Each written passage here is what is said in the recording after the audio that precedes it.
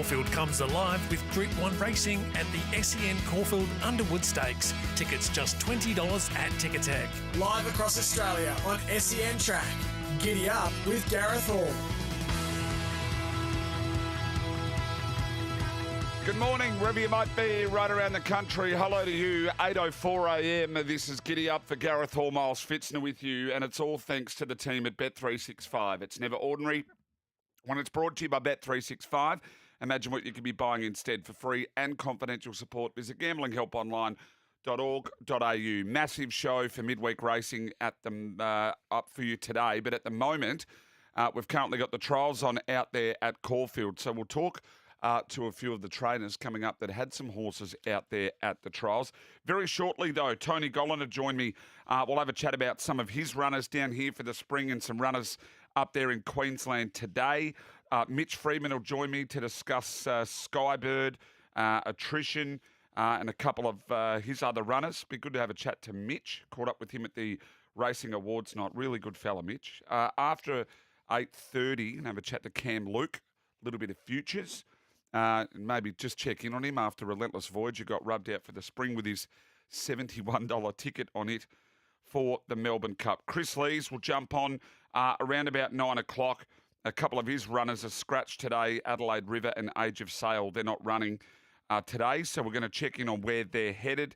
The usual team for Bag of Tips, Mitch Lewis, Chris Nelson, Pete Anthony, Darren Carroll, Dean Watling, Matt Morton for trial time. And then Matt Welch is going to join me for the last hour of the show. We're just going to chew the fat for the last hour. A couple of things that we'll touch on regards to the greyhound racing in Tasmania. Have a look forward to the spring, maybe a few that he likes today. I'd love to hear from you, 0499 at 736 736. It's 0499 736 736, wherever you are right around the country. Would love to hear from you this morning. First cab off the rank, though. Always a pleasure to chat to this man. The team are flying up there in Queensland at the moment, and hopefully a few of them are flying down here in Melbourne and Sydney over the spring. I speak of Tony Gollan. Tony, good morning, mate. Good morning. How are you? Yeah, very well, thank you. Very well. Hey, how's it been up there, Tony? Good season last year. Things are flying. You've come back with a bang. Benny Thompson's aboard. Angela Jones goes on leave. Everything's just ticking along nicely. Yeah, no, we've had a really good start to the new season. As you know, in racing, you don't get a very long off season. It's only a couple of days for us. It was last week. Weekend. So, yeah, that's all it was. We were into it. So no, the team started off really well. Ange had a suspension up her sleeve, so she had to take that. Benny Thompson's flew back into Brisbane beautifully. She's venture in Hong Kong, certainly good back here.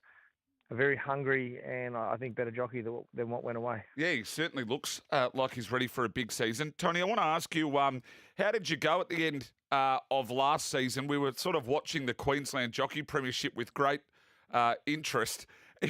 Was it hard to decide who's riding what horses, or how do you go about that? Because that was pretty tough. Yeah, we just had to stay pretty Switzerland with it all, really. The girls were on their sort of horses they normally ride, and both very lightweight riders, and both very similar riders. To be fair, they just got their normal amount of rides, as you would have seen over that last month. It was no one was favoured more than the other, and it really went down to the wire. But it was a great end to that July part of the year can be a bit dreary at times after our carnival finishes, but it added a good excitement for that month. Certainly did. Now, mate, it's been well documented you're bringing a big team south for the spring, a few horses that really, really like. And, I mean, a favourite of mine when he first came down here, I don't think there were many that were with me, but Antino, he's already down here in Melbourne. Did he come down last Friday? Yeah, he landed at Cranbourne on Sunday, and he settled in beautifully. He's obviously been there a few times now, so it's his home away from home. He's got a couple of mates there with him. They're settling in nicely, and hopefully there's a jump out at Cranbourne on Monday morning. Speaking of a couple of mates, is Zarastro going to target a few of those valley races again?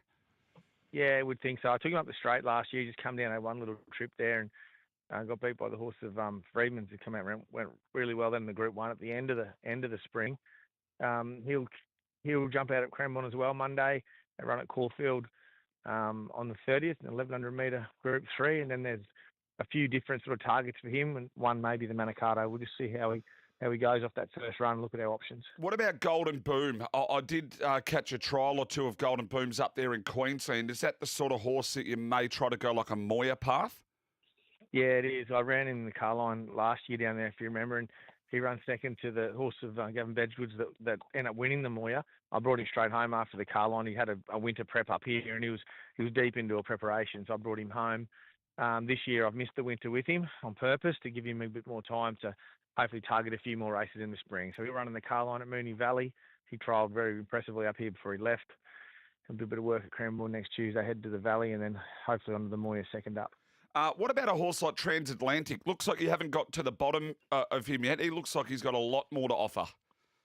Yeah, he's a really improving, emerging young horse. He's got a pedigree as such that time will only benefit him. He's still here in Queensland. He'll head down there next, not this weekend, coming up the weekend after. He'll be on, at this stage, a Toorak handicap sort of path, and then probably head back to Sydney to compete in the Five Diamonds. And then a horse, look, we may or may not see here in Melbourne, but hopefully see in Sydney is Floozy. Now, that proved a masterstroke. I think you drew a wider gate the week before or 2 weeks before, and then you scratched there and elected to go straight to the Dane Ripper.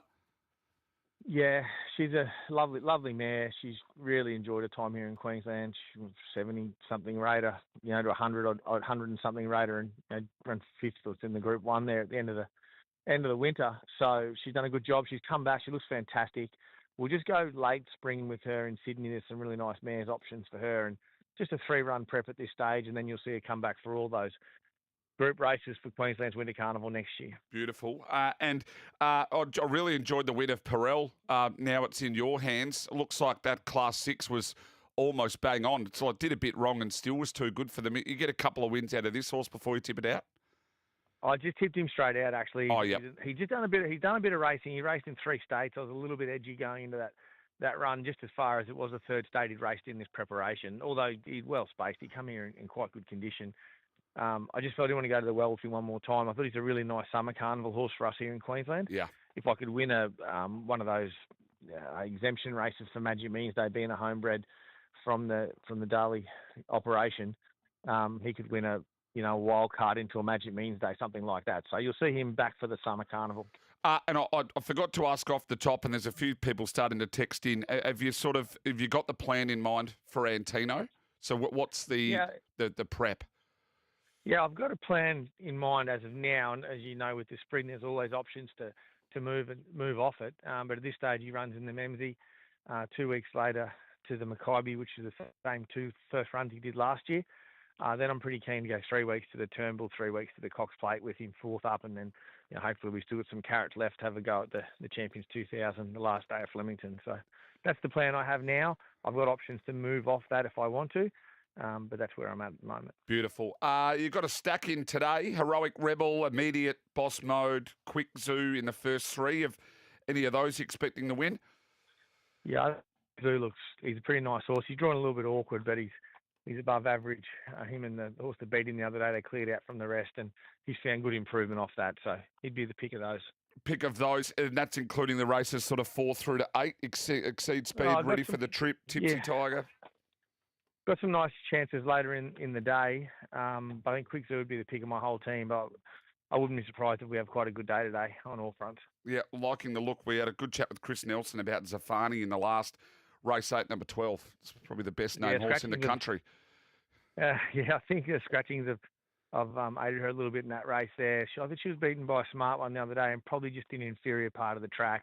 Trying to see how the track plays for the day. Can alternate a bit this Eagle Farm track throughout the meeting. Yeah. So provided we can be in the right part of it, she's found good improvement second up. She's a big girl, so she's really found that improvement off that first up run, and she's pretty well placed. Tony, what are your plans over the spring? Are we going to see you down in Melbourne here a lot? Yep. Are you going to come down sort of week on week or come down and stay for a few weeks? What are the plans? At this stage, I'll be just down every week at this point in time. I'll head down actually Sunday, and I'll be at the Cranbourne Jump Outs on Monday, then back home, and I'll be back down again for Golden Boom on the Saturday, and probably get out to the stable Saturday morning, something like that. So I'll be down weekly. Then as we get closer to the Cox Plate, I'll be there a little bit more often. Bit of local knowledge or something? Favourite place to eat when you're down here? You sort of slide into the same pub? There's plenty of places to eat in Melbourne. one thing I don't need to do too much of while I'm down there. But no, I've got a good I've got a couple of good mates who live in the city. Obviously, I've been down there so often, and Kieran always looks after me when I get down there as well. So Yeah, no doubt. it's always a good time in Melbourne, and hopefully we'll win a few races. Tony, wish you all the best, mate. Looking forward to seeing Antino and your team here throughout the spring. I know you're always generous with your time, but greatly appreciate it, mate. Go well. Thanks, Cheers. Tony Gollan there to run through. So Antino looking at this stage, Memsey into Maccabi Diva, Turnbull into Cox. Hopefully we get Zarastro back into Manicato, may even push to 1400. Golden Boom may look to a Moya. Transatlantic looking that it may end up maybe Sydney, but wait and see. And Floozy might be the same late spring in Sydney. Perel's gone to the paddock. I thought we were going to get another crack at Perel. I know we had a big go at it the other week. Still a massive show to come. Mitch Freeman had joined me. Skybird did trial this morning. Was in trial 1 there at the Caulfield Heath. What about this for a trial? The first trial at 7:15. Magic Time Neons, Smokin' Princess Globe, Cote Atlantique, She's Bulletproof, Miraval Rose, Young Verta, Skybird, and Miss Rambini. Pretty handy little trial to kick the day off there at Caulfield. I think they should be up to about trial number 5. So they've got a few 3-year-old trials to kick the rest of the day off there. So Mitch Freeman will join me. We'll talk about Skybird and attrition. Cam Luke closer towards 9 o'clock. I've got Chris Lees jumping on as well. We'll run through some of his runners.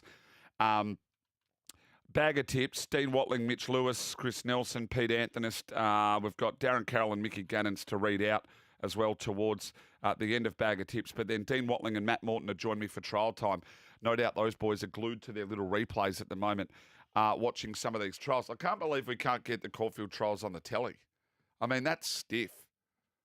I mean, Sydney, we can sit here and watch them on Thoroughbred Central, but to sit there and click on a little link to try and watch them on my computer with no commentary or nothing really popping up as to what's where, unless you've got them printed off or another screen open in front of you, you don't even know what's going on. But surely that needs to change, I would have thought, at some point. And then I've got Love It or Leave It. Won't really be Love It or Leave It, but Matt Welsh and I are going to have a chat. He's one of the great blokes, Matt Welsh. I love picking his brain, love chatting to him about all things racing. Really highly intelligent, highly insightful individual, and looking forward to having him in studio here. We'll just chew the fat on what's happening at the moment, leading into spring. Also, a few tips for today. What we will do is we'll jump to our first break, and we'll come back with more on the other side of this. Back in a moment.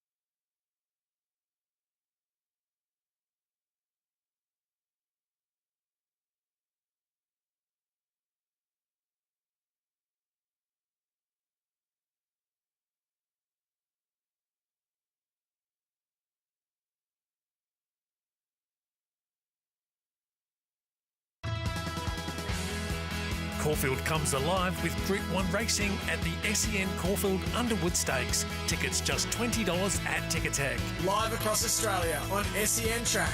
Giddy up with Gareth Hall.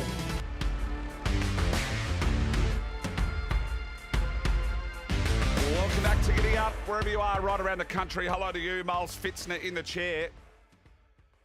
All thanks to the team at Bet365. It's never ordinary when it's brought to you by Bet365. Imagine what you could be buying instead for free and confidential support. Visit gamblinghelponline.org.au. Got a text in. Miles, can you please get Brett Pope or Dee Dodson on for stable mail before you finish up this week? We'll see what I can do. Don't know, Daryl trains a couple it's trained for our family for 35 years. And I've got Daryl on before. He took me to the cleaners, Daryl. He's a ripper, absolute ripper. I have asked him a few times to come on the show before too. Highly, highly respected horseman is Daryl, and I had a chat to him only a couple of days ago after one of the runners, and he does. I don't think he likes coming on and talking on the radio to me too much. I think I might leave Daryl alone. Just let him train the horses. Hey, I want to welcome in Paul Sebastiani just quickly. We'll have a little bit of chat about the upcoming sport on the weekend and what's happening before we get to 8:30. So we're waiting for Mitch Freeman to get in the car. Hey, Paul, hello to you, mate. Morning, Miles. Morning, listeners. Hey, what about my old mate, my old jousting partner? I used to host the Kimbo and the Roots show when Kimbo would go on leave over there in South Australia, and the Ross Lyon off the top rope has just given Roots that you are a Port Adelaide nuff. Look, he's not lying. Like, Roots is a Port Adelaide man through and through. I wouldn't say nuffy, but he's a Port Adelaide man. Trying to cause a bit of disharmony in the ranks there at RSEA Park, Well, is he? what about, I was listening to Gary and Tim on the way in, and now his authenticity's coming into question. Yeah, credibility after the, $12.5 million offer apparently bestowed upon Harley Reid. Yeah, it's funny how when he's gone and reported something that Callum Wilkie wants in or out or whatever, and then all of a sudden they've gone, well, you're trying to bring disharmony to the club. Do you know how often that happens? Like, that happens all the time. Correct. Like, exactly. journos that have got bias towards the club that they support, they go back to Tom Morris and the Bulldogs pre-playing Melbourne. That's where that whole thing started, remember?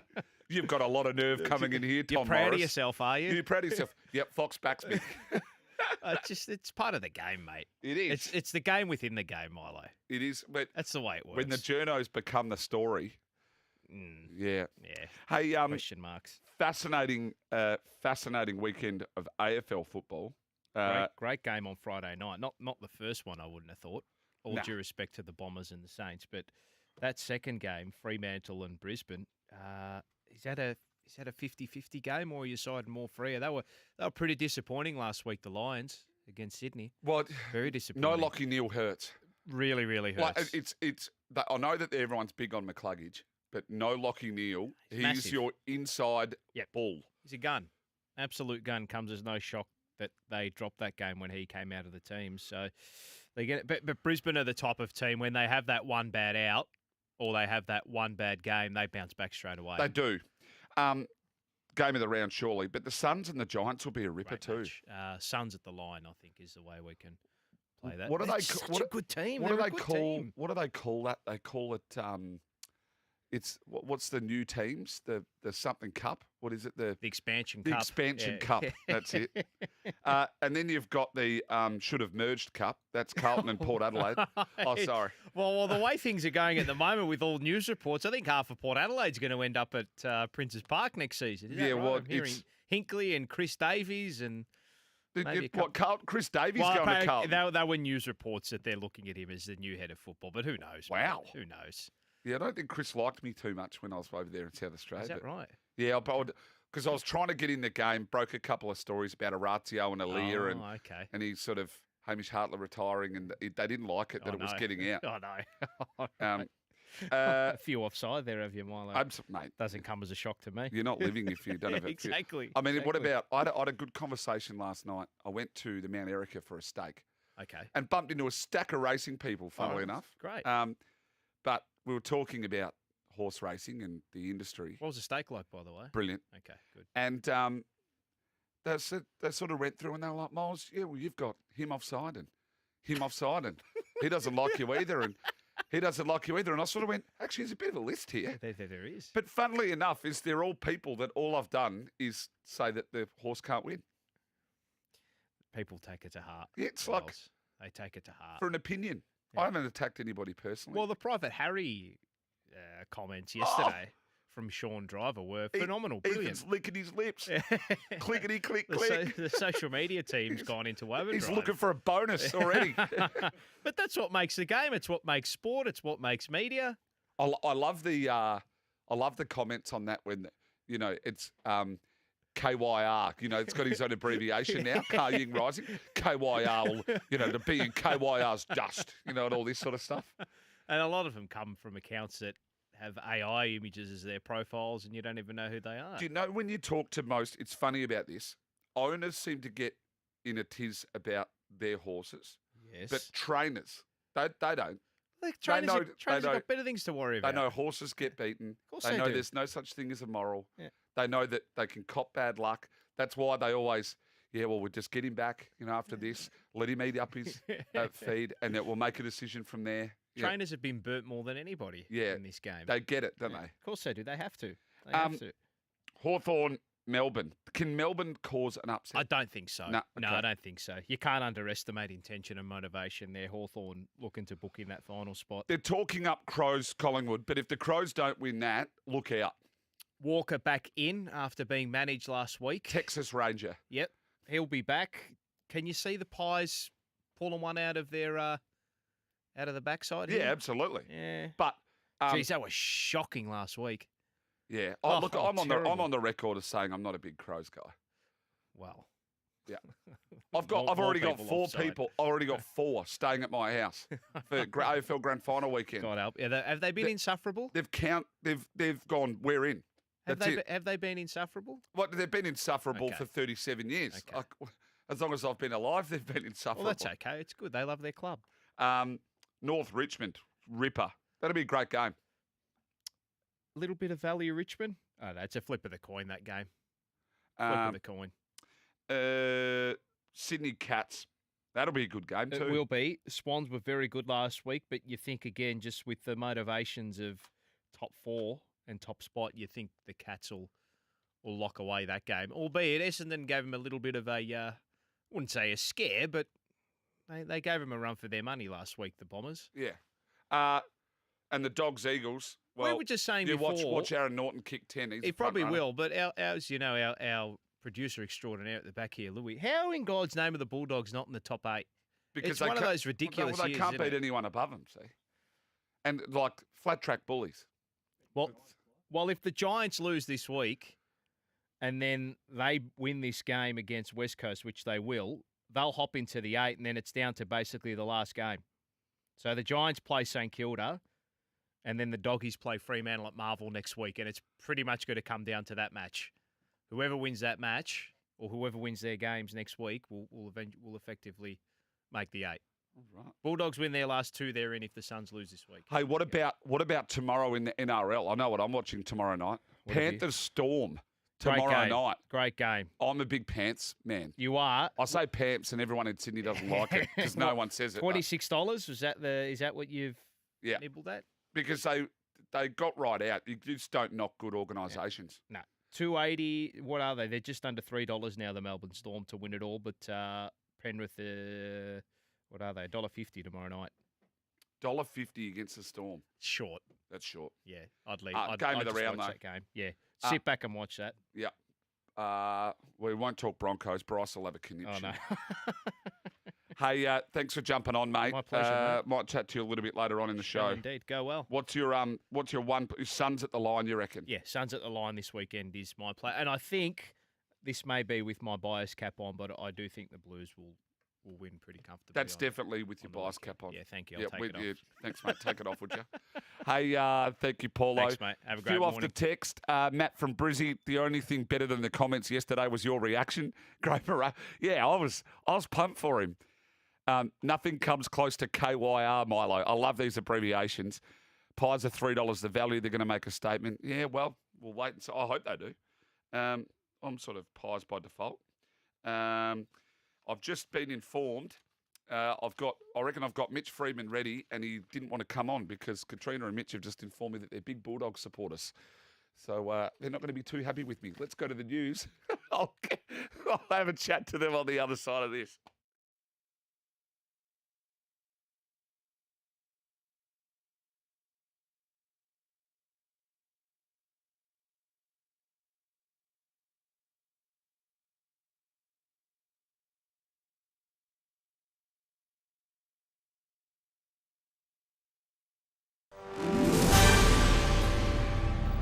Powered by Signet, here's what's making SEN news. Despite cutting the official cash rate, the Reserve Bank has warned of economic turmoil ahead. Mortgage repayments will lower, but prices for everyday products are rising.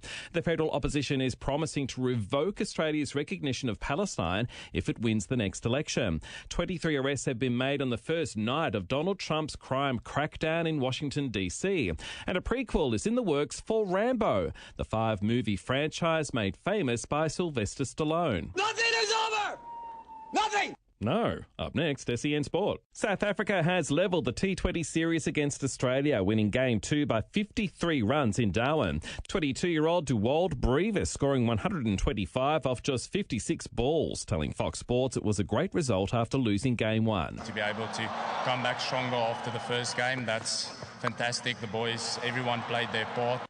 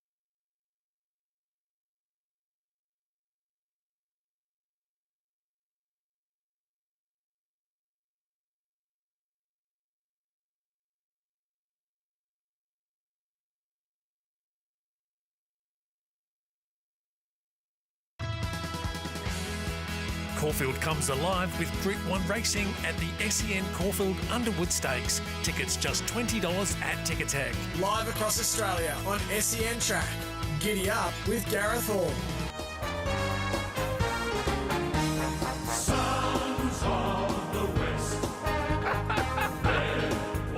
Oh, welcome back. This is Giddy Up. That's right, you got the right station. All thanks to the team at Bet365. Imagine what you could be buying instead. Sons of the West. Oh, dearie me. We've all gone mad. Miles Pfitzner with you on this Wednesday morning, 8:34 a.m. right around the country.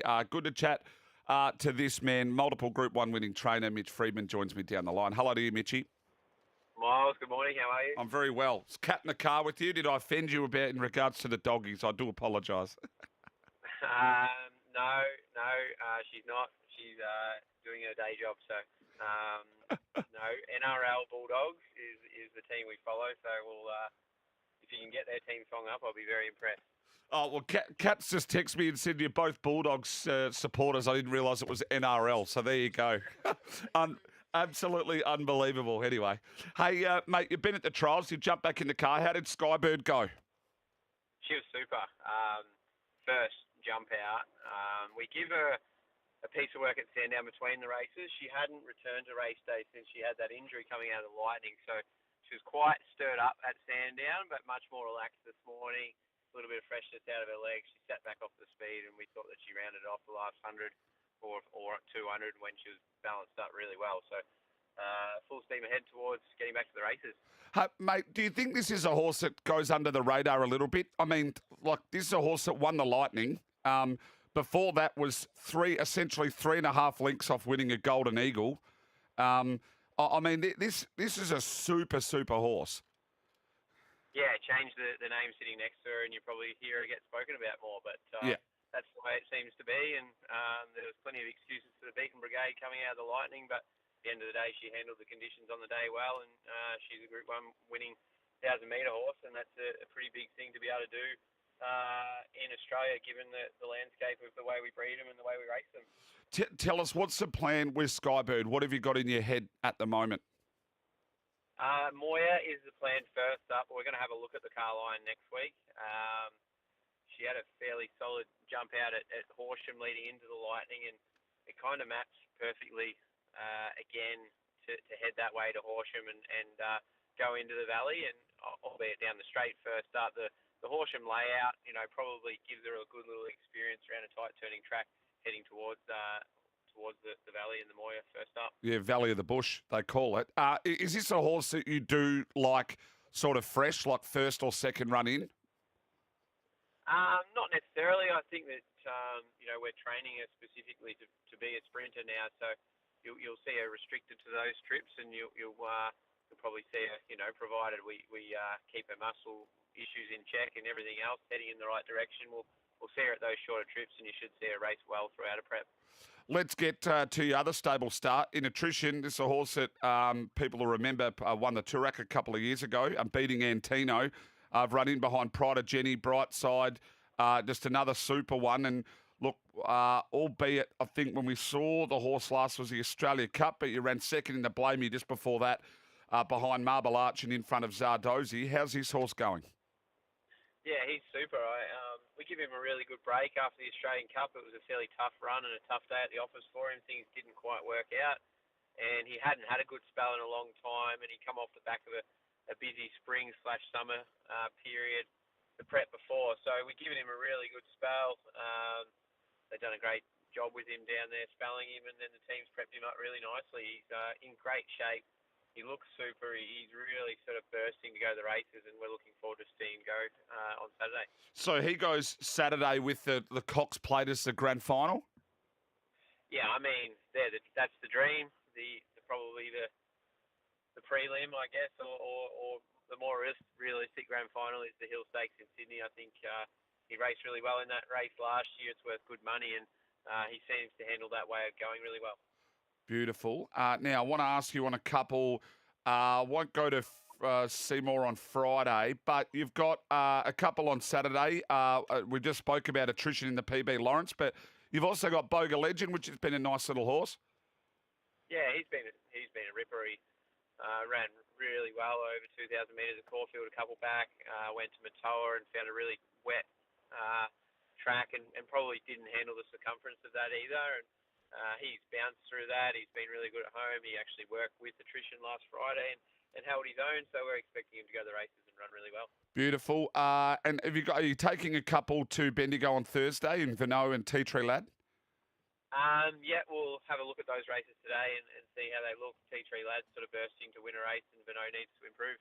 Mate, greatly appreciate your time this morning. It was great to catch up with you at the Racing Awards night. I'm glad that you've sorted out that it's the NRL Bulldogs, not the Western Bulldogs that you support. And, mate, I wish you all the best. I'll catch up with you at the races, mate. Good luck. Good on you, Miles. Thanks for that. Mitch Freedman there. This Skybird goes under the radar a lot. It probably doesn't get the kudos it deserves, but you've only got to go. This is a 5-year-old mare. She's won 5 from 12, Skybird. Over 1.2 million. Last start, Lightning winner. Was 3.5 lengths off him in a Golden Eagle before that. Was 7th in a Tristark. 3rd in the Blazer, the Group 2. So that was behind Revolutionary Miss and Miss Aria. 2nd in the Bobby Lewis behind Arkansas Kid, beating Buenos Nachos. I mean, this is a horse that seems to get it done. If it might put in one bad one a prep. Can't wait to see it, especially at the Moya. That Moya's going to be red hot, as is the PB Lawrence this weekend. What we are going to do, we are going to go to a break. Plenty more to come on the other side of this.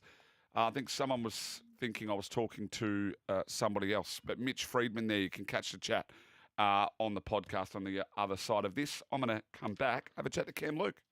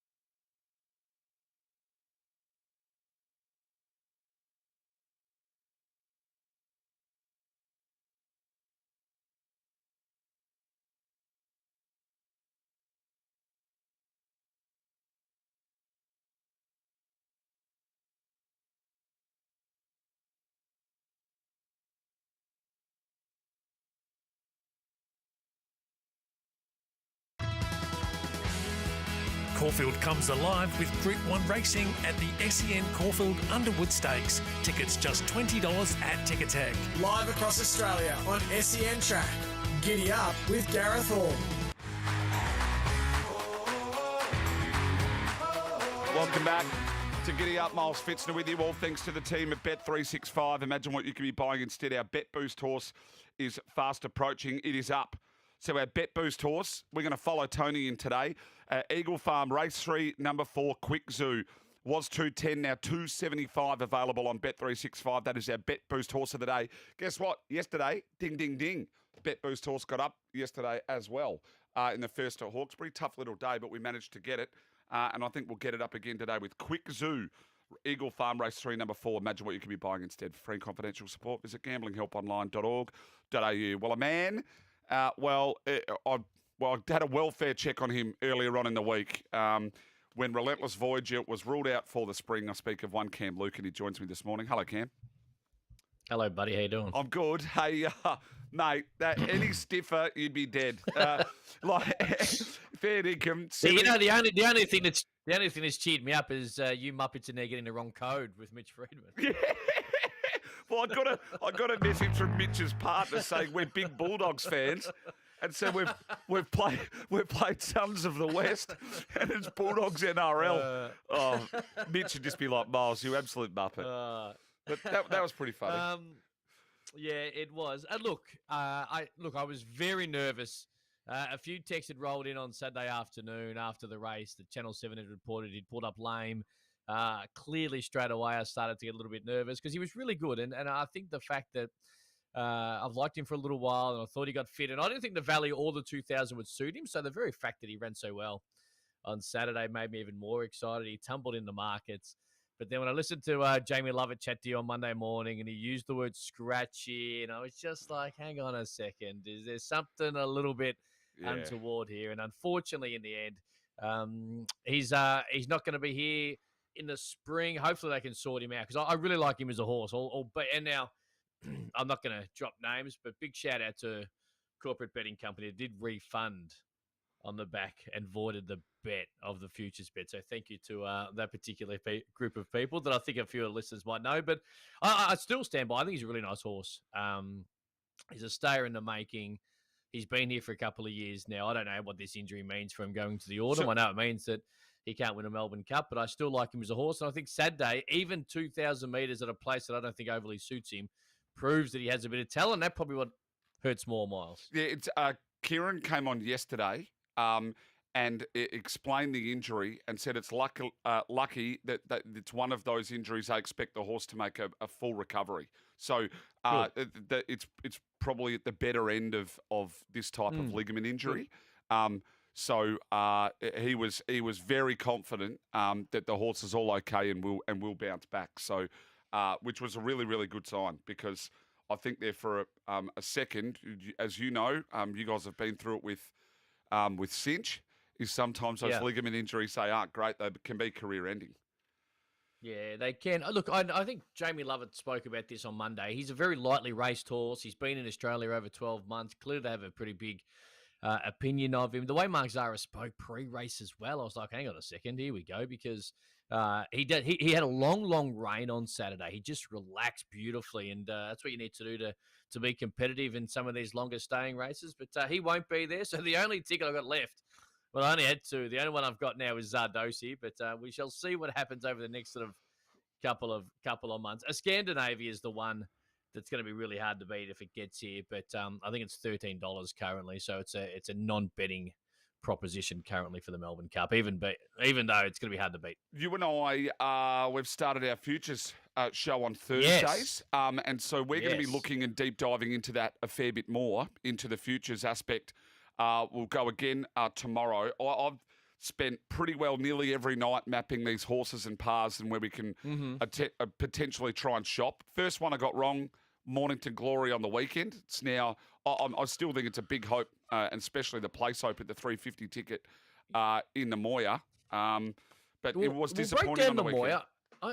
I'll tell you what, It was. Tags did point out that the first up form isn't necessarily great. I actually was mistaken on Saturday. I thought he went into the race first up last year, which he won, which he didn't. So he's going to improve a fair bit on the back of it. And the horses that, like Oak Hill's going to be in the market. Now, Oak Hill's run was really, really good on Saturday. But again, the Moya's not going to be absolutely dripping in cream. It'll fall away a little bit. I actually backed Escher at $16, just a small play after her win on Saturday. Now, she may not go there. I know the trainer has said we'll see how it plays out. And Tags and JJ were really good. 3-year-old filly, big fish to fry. But she's a horse that's going to just zoom around Moonee Valley.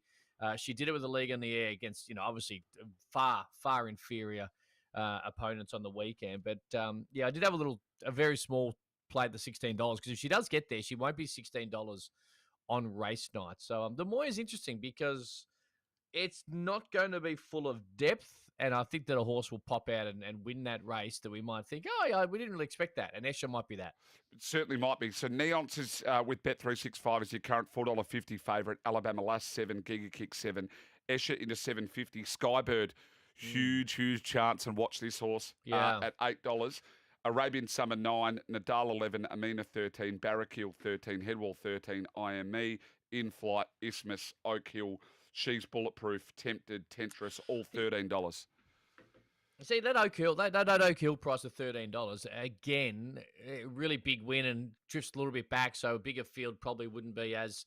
I like horses who are going to be on speed at the Valley in these type of 1,000-metre Group 1s, and we've seen it in the past, but...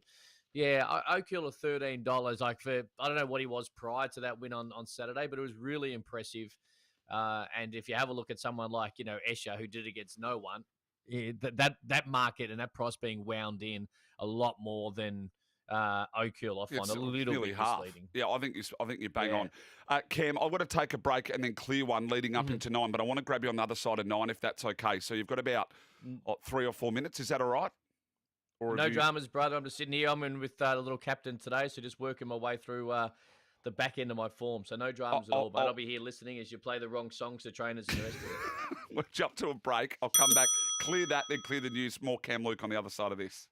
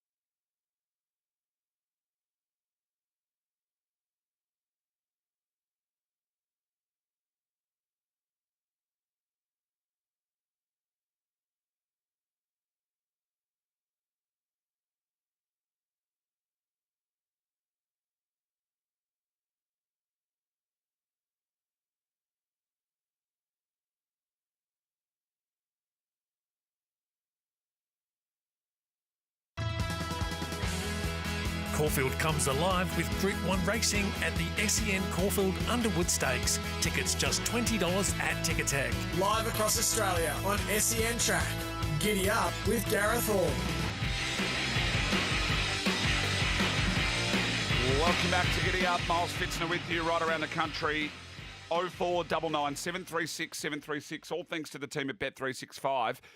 You can catch this on the Facebook stream, the SEN app, the YouTube stream. If you want to sit there and watch me sitting in front of a microphone, that's your prerogative, but you can if you want to. I'll tell you what, it's not that great. Like me, the stream's great.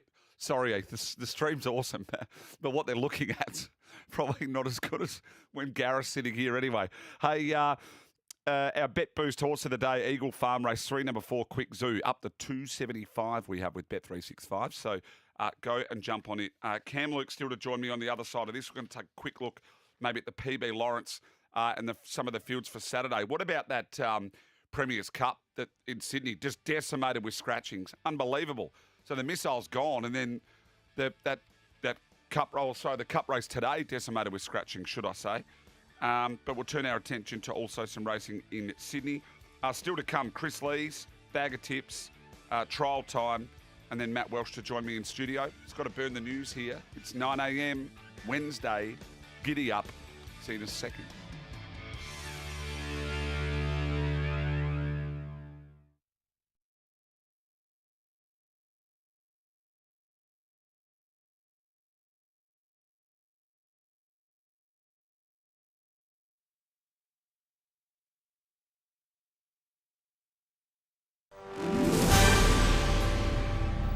Powered by Signet, good morning. I'm Nate Gardner with SEN News. A homeless man will face court today in Melbourne, charged with the murder of a couple. It's alleged the 34-year-old killed a man and his pregnant partner in the city's east, police describing the crime scene as unimaginably horrific. The WA government's so-called post and boast legislation will be reviewed after the Greens successfully moved a motion. The motion was supported by the opposition and the crossbench. The proposed laws will criminalise social media posts showing illegal activity. A man has been arrested at Sydney Airport for trying to take a weapon from a federal police officer. The incident locked down the domestic terminal this morning. Efforts by firefighters are being stretched to the limit, tackling blazes in a number of European countries as a heat wave continues. In Spain, fires have caused at least one death, with thousands being evacuated. Snoop Dogg's AFL Grand Final gig has gained approval from the second top office in the land. Amid crunching economic figures, Federal Treasurer Jim Chalmers admits he has a Snoop track as his ringtone. Snoop's best work is with Dr. Dre, and there's a track called Still Dre. I've taken all the cuss words out, so it's just instrumental. That's the one, that's my ringtone. Thanks to Nine. And all of the big four banks have confirmed they'll pass on the Reserve Bank's latest cut in full.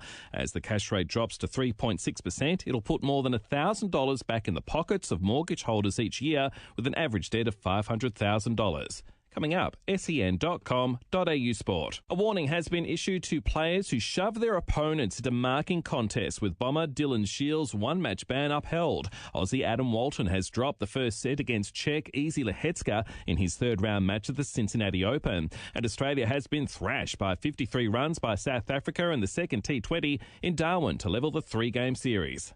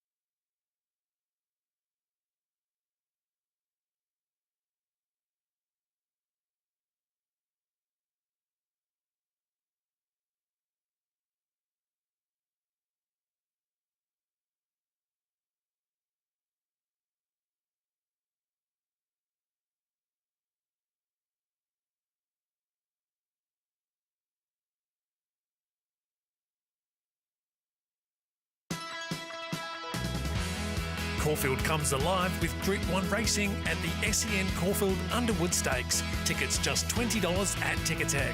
Live across Australia on SEN Track. Giddy up with Gareth Hall. Good morning, welcome back, 9:04 a.m. This is Giddy Up for Gareth Hall, Miles Pfitzner in the chair another week. Gareth will be back next Wednesday, so inside a week for the Gareth fans out there. He'll be back refreshed, tanned, as Johnny O'Neill would say, waxed. He loves talking about that, does Johnny. He's in late coma at the moment, the G-Man, so we're glad that he is having a well-earned rest on his solo trip there to Italy. Hey, Miles Pfitzner with you, 0499 736 736. It's 0499 736 736. Cam Luke joins me this morning as we're turning our attention to a little bit of futures and racing on the weekend. Cam, good morning again. Hello to you, buddy. Tanned I'm with. Wax I don't want to think about, but a big effort by Gareth. He's on a European junket by himself, so God forbid what he's actually getting up to over there. Yeah, it takes a brave man to travel on your own. I did it in my 20s. It does. It does. Anyway, hey, looking towards, well, can we start with, I know you're working your way through today a little bit. We've already put our Bet Boost horse up. So we're with What is your Bet Boost? Quick Zoo, Tony Gollan, that's his best of the day. Quick Zoo at Eagle Farm in race number 3.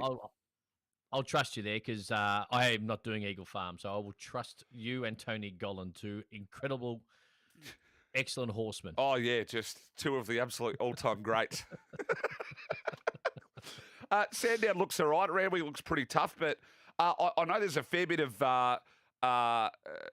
information kicking around on the first at Sandown, which comes up at 1 o'clock. That meanwhile was heavily supported on debut. Not on debut, but first up again and ran in behind the that handy-looking horse in Ole Dancer. That was a race you spoke. Were you hosting Giddy Up that day, and you spoke about that race a fair bit because there was a few good horses to go into it. Is that the right race I'm thinking of? No, that was the Stokes v Moody runner that was in another race. Too. Yep. That's right. Either way, I think that race a couple of weeks ago that Miwa comes out of will hold up a little bit.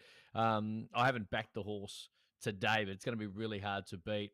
I might start with Sydney because I've finished Sydney, and I heard you talk about this, the Premier's Cup, the Prelude today. Of course, the heavy track playing havoc, as you can imagine. But I really like Glory Days. Benny Osborne is getting down to, I think, I'm assuming is the absolute minimum he can ride at 53.5. He's worked his backside off. The horse does come back to the 1,800 metres, which I think suits it a little bit as well. So I'm with Glory Days later in the day, which I think should be really hard to beat.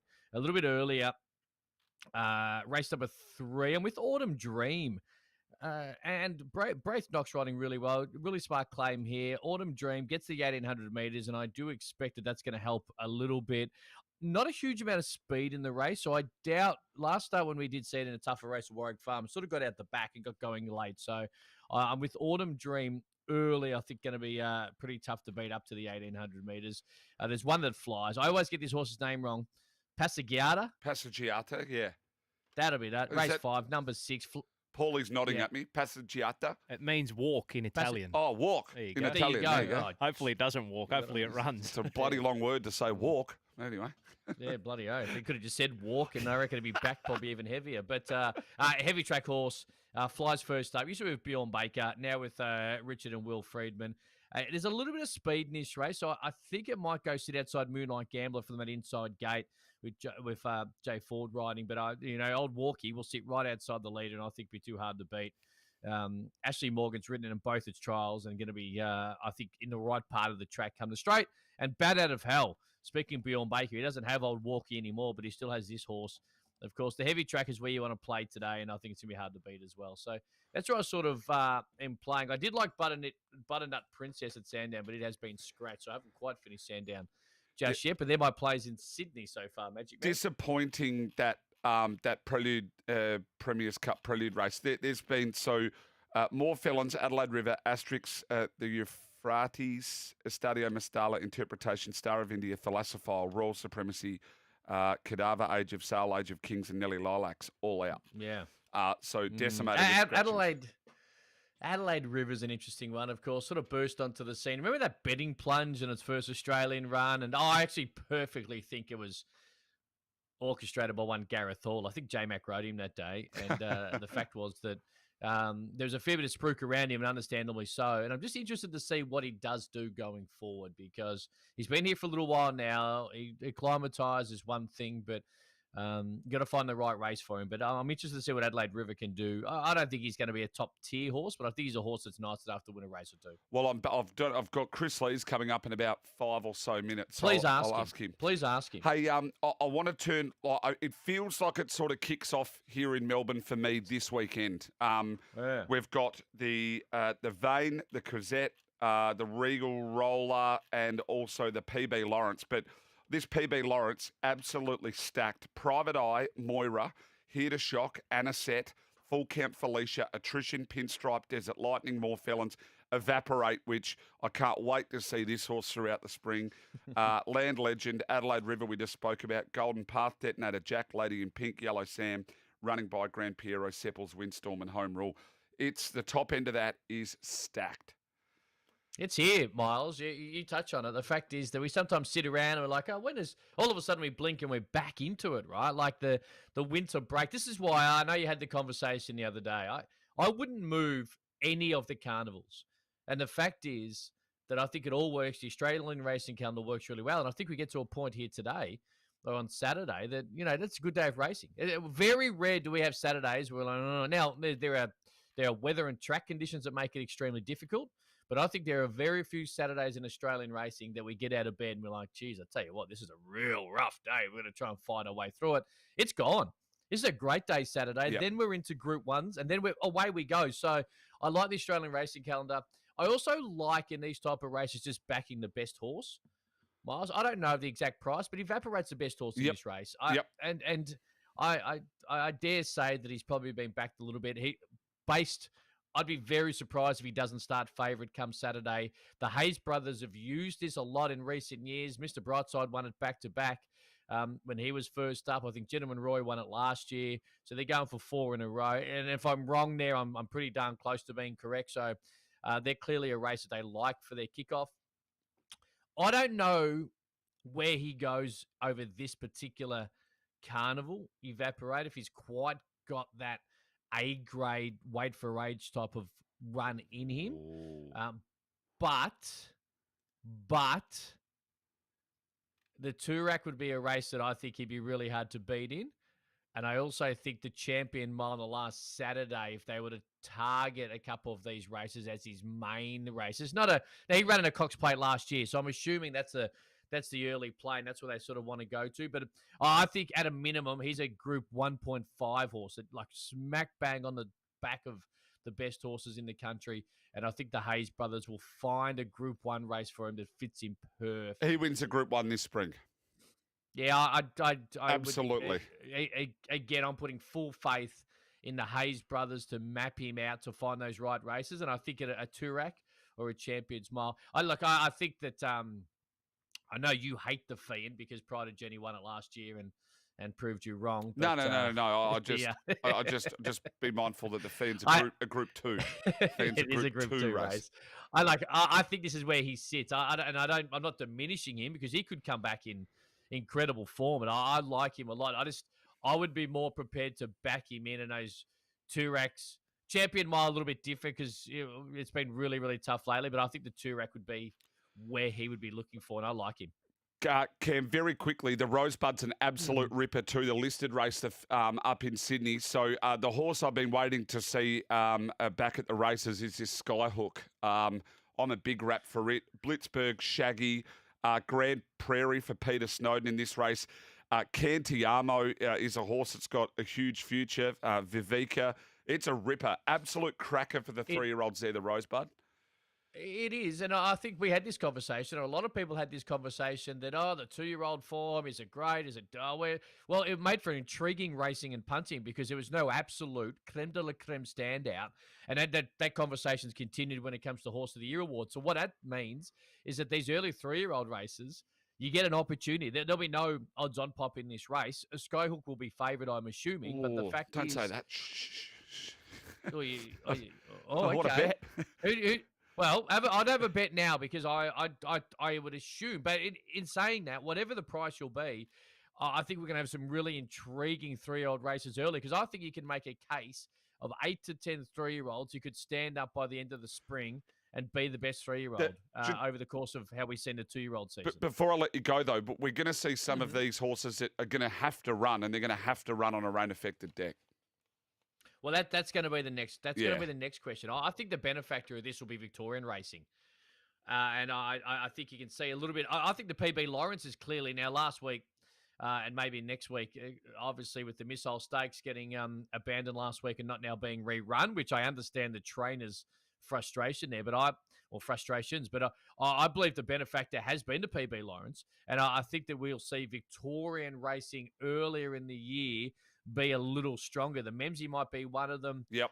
If we're on heavy 9 and heavy 10s at Sydney, then there will be connections who have to make a decision. I think Victorian racing will be the winner out of it. Mate, on with tags today.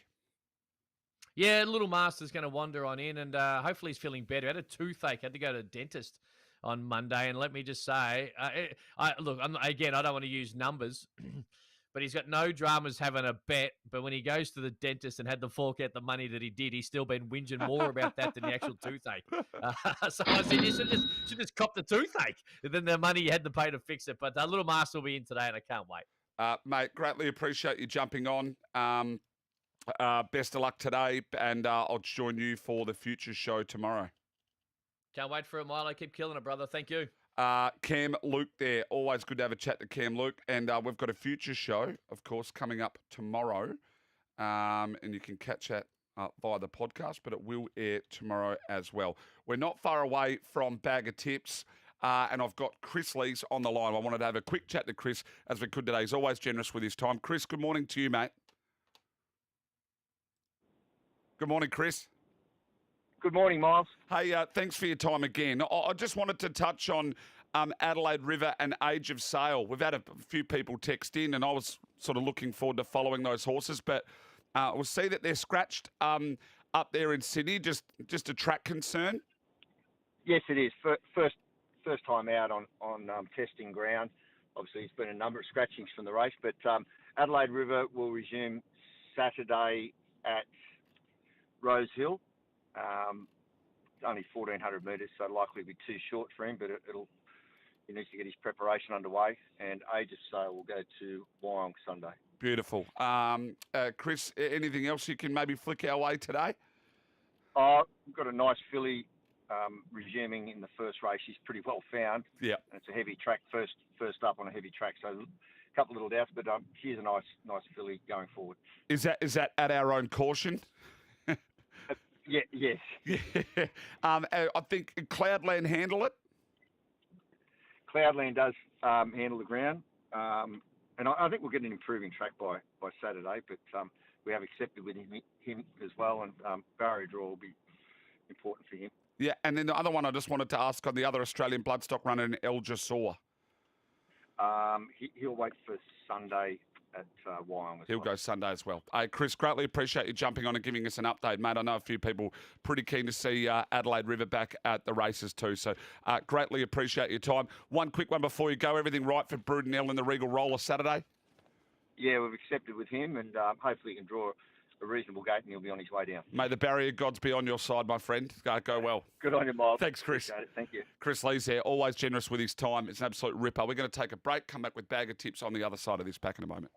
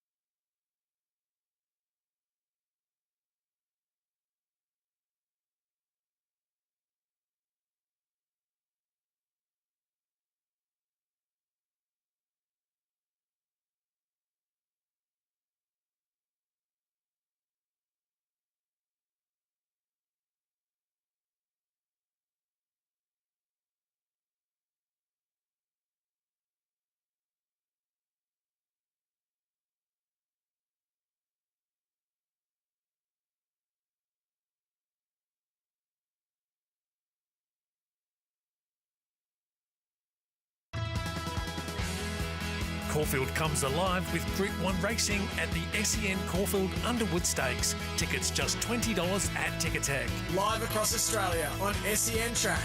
Giddy Up with Gareth Hall. The Giddy Up bag of tips for Oz Equipment Rentals. Supplying equipment to the construction, mining and roadworks industries. OzEquipment.com. Well, bag of tips time, all thanks to the team at Bet365. Imagine what you could be buying instead. And, of course, you get the best payout across all 3 national totes with Bet365 Top Tote Plus. For free and confidential support, visit gamblinghelponline.org.au. And, of course, shout out to Shane and the team at the Mighty Ultima Hotel in the heart of the Mallee, just down the road from Swan Hill. Make sure you swing by and have a cold beer. And, of course, Oz Equipment Rental, supplying equipment to the construction, mining and roadworks industries. Head to ozequipment.com. Dean Watling from deanwatling.com joins me on the line. Morning, Dino. Morning, Milo. How are you? Pretty good. Yeah, caught up with a couple of boys, had a steak last night, one of them being your Mr. Miyagi, Tommy Haylock. We had a nice little night. That's nice. I bet you didn't open the wallet, though. It would have been you paying, Milo? No, Dino got it last night. Dean Elliott. Yeah, Tommy doesn't open the wallet too much. No, he doesn't. He wouldn't shout if a shark bit him, old Tommy, but that's all right. At least you caught up with him. Nice midweek meal. That's not bad. Yeah, it was good. Hey, speaking of midweek meal, what are we dining out on at Randwick on the Kenzo today? See what I did there? That was one of your best, Milo. It's radio craft, hey? Oh, just too good. Good luck, G Hall, coming back. He could have it. It's shaped to be a cracking meeting, but the heavy sort of deck, Milo, and there's plenty of options. You've got Newcastle tomorrow, you've got Kembla, I think, Saturday, and then I think it's a Sunday meeting. So we've lost a fair few with scratchings. We'll start with race 1, number 3. Obviously, it's $1.50, so I'm not tipping it, but I can't wait to see Cantiamo kick off. It was number 1 in our trial time, top 5 2 weeks ago. Smart filly. J-Mac went up for the second trial at Gosford. No, I'm expected to take care of these. So all eyes are on that. Throw it in the multis if you want, but I just wanted to mention that off the top. Yep. Outside of that, we're going to try back the last 2 winners of the day races, 7, race 8. Race 7, number 12, Glory Days. This is obviously the Premier's Cup prelude that was meant to be run on Saturday. Glory Days is the best wet tracker in the field, has the race fitness on its side. Ben Osmond takes the claim. And in a race that lacks speed completely, I thought it could sort of settle outside the leader or in the first 4 and get to sort of the outside fence, which will be key. Salt Coast is a danger, but gate 1's are slightly sticky, I think. Or wet Randwick Kenzo, you don't want to be on that inside trying to get off heels and get to the outside. So race 7, number 12, Glory Days. And then we round out the program. Race 8, number 3, La Roja. Surprised this horse isn't favourite, Milo. You go back to its first up effort. That was on that Canterbury deck, which was extremely hard to make ground. I think we've seen a fair few horses that did make some ground come out and run really well since. So La Roja was the pick of all those back markers. I think second up, yes, the heavy decks is like Curie, but I think race 8, number 3, La Roja can round us out a winner there on the Kenzo. Mate, greatly appreciated. Look forward to chatting to you again a little bit later on in the show for trial time. Look forward to it, mate. Speak then. Dean Watling there from deanwatling.com. Let's head north. Check out racingqueensland.com.au for where Queensland is racing today. Love chatting to this man. Hello to you, Chris O. Hello to you, Milo. And as you would know, up here this time of year, the Ekka is on, and today's a public holiday in Brisbane. It's Ekka Day. Oh, I used to go to the Ekka, and I used to end up at the Jubilee Hotel. Good days, hey? Yeah, the Jube. They were good old days. Yeah. Shout out to Sarah. Yeah. Who I met? She's still there? Who I met at the Jubilee Hotel. Hope not. Hey, I had Tony Gollan on before. We've made Quick Zoo our bet boost horse of the day. You with Quick Zoo, race 3? Yeah, I have got Quick Zoo on top. I haven't got it as one of the specials, but I have got it on top. Good run last start. Wide gate, did a lot of work. I think it's drawn wide again today, but looks hard to beat. Yep, I've got it on top there. So, lovely. Right, what have you got for? Right. What have you got for us? Well, being such a big day, there was about 5 horses I liked, and I tried to cull them, and I thought, why bother? Let's just throw them all in. Love this from you. Love this. Right. Race 1, number 5, Slipsane, was good on debut at Doomben, ran on well at the end of 1350. Race experience, fitness, bigger track, 1,400 metres should suit. So race 1, number 5, Slipsane. Yep. Race 2, number 7, Immediate, one of Tony Gollan's. I'm not sure if he mentioned it. I like the run at Eagle Farm behind Yo-Yo Yeezy, who we do think is a very, very good horse. We do. Wide all the way. Yeah, wide all the way. Entitled to just fade down the straight, but she didn't. She ran a good sectional late. I know she was beaten 7 lengths, but that was a good effort because Yo-Yo Yeezy won that race by a fair margin. So race 2, number 7, Immediate. We go to race 5. Now, this one is busting for 1,600 metres. Race 5, number 5, Chief in Charge. He won at 13.50 at Doomben 3-back. That was his maiden. He was very strong to the line. He beat a subsequent winner. Then he stayed at 13.50. His next 2 starts, where I really feel as though he's looking for the mile. He was good at both of them, but now he gets out to that longer trip. He gets Benny Thompson on board from a good alley. There's a lot of ticks there for Chief in Charge. So race 5, number 5. Yep. 2 more. Race 6, number 8, Fragile Love is an ex-Victorian. Yes. Fragile Love. Now with Matty Dunn. Big win first up locally at Eagle Farm. Came from last to run over the top of them and then race away. Scored by over 2 lengths. Very impressive. 2.5 kilos less weight this time. Actually, I'd say 3.5 kilos less weight with the claim for Cody Vittler. So Fragile Love, I think, can win again. And the one we mentioned yesterday, Zufani, race 8, number 12. 2 good runs in 2 career starts. The win on debut was strong, and then I thought the effort on speed last time was very good also. Bit of an awkward draw, but we can back her each way. If we 5 legs of those with Bet365 all to place gives you $10.75. I reckon that's a good way to go on a day such as this. Yep, all to place, $10.75. Hey, Chris, I greatly appreciate your time as always, my friend. Go well. Chat soon. You too. Thanks, Milo. Chris Nelson there. Check out racingqueensland.com.au for where Queensland is racing today. I'm going to clear the news. I'm going to come back, read Mickey Gannon and Mitch Lewis's tips, as well as a few others. We'll also get Pete Anthony on the phone on the other side of this. Trial time only about 10 minutes away. Back in a moment.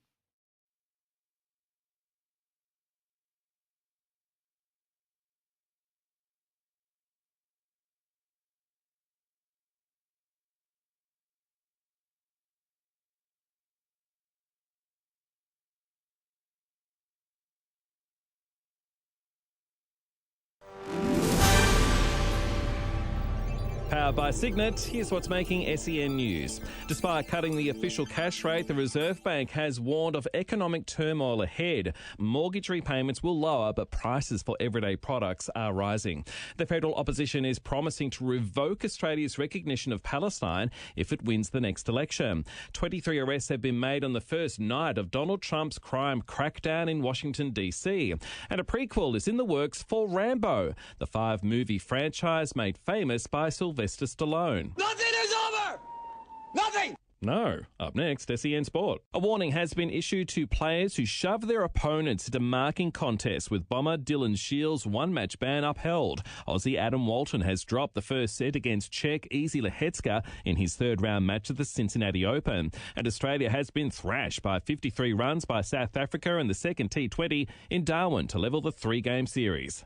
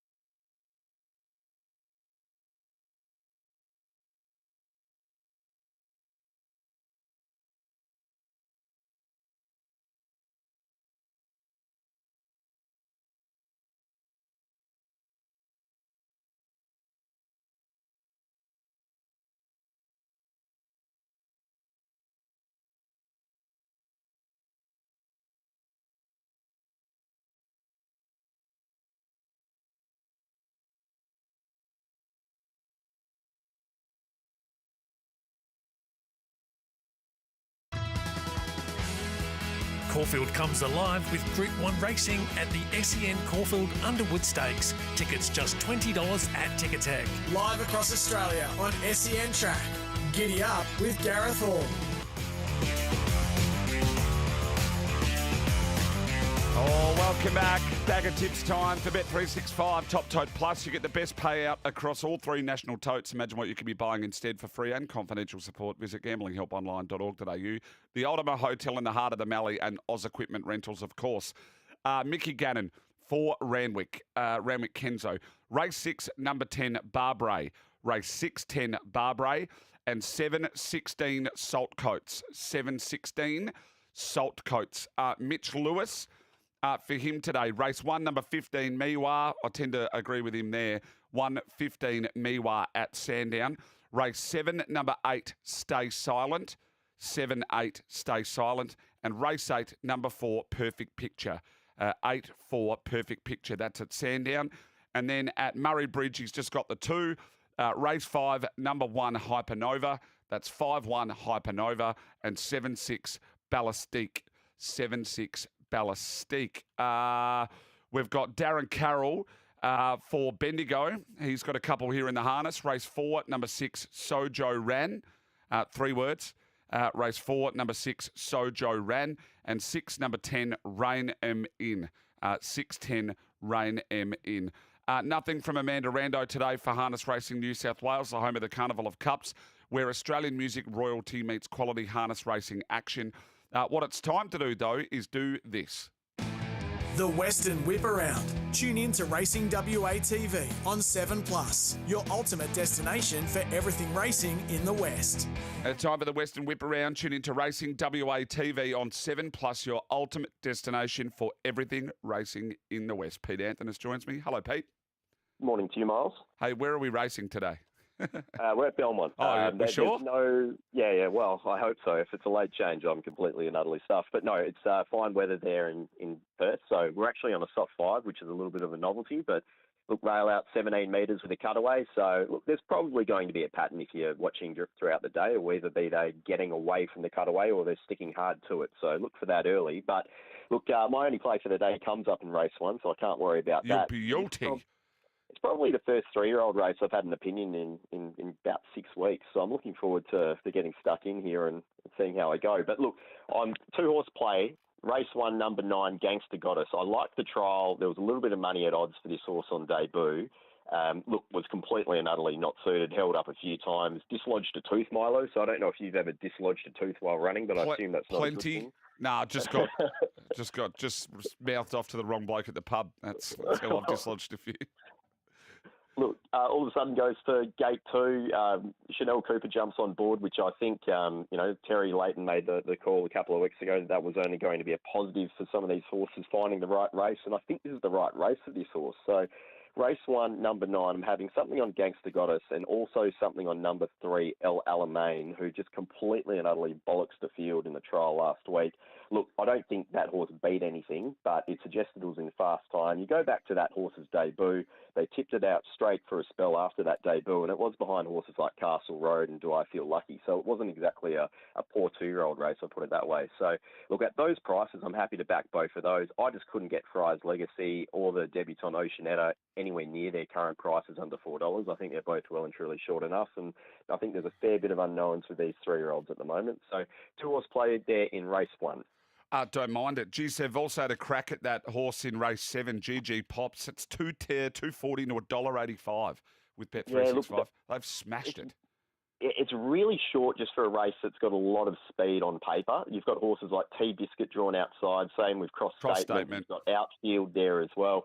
Look, I mean, it's clearly the right favourite, but I think that's a horrible price to be taking there, just for a race where you've got horses that will be stalking, horses like Lyndon's Gold that's doing nothing wrong. Tend to agree. Bring them up one last start. It looks a bit deeper than what the market suggests, I'll put it that way.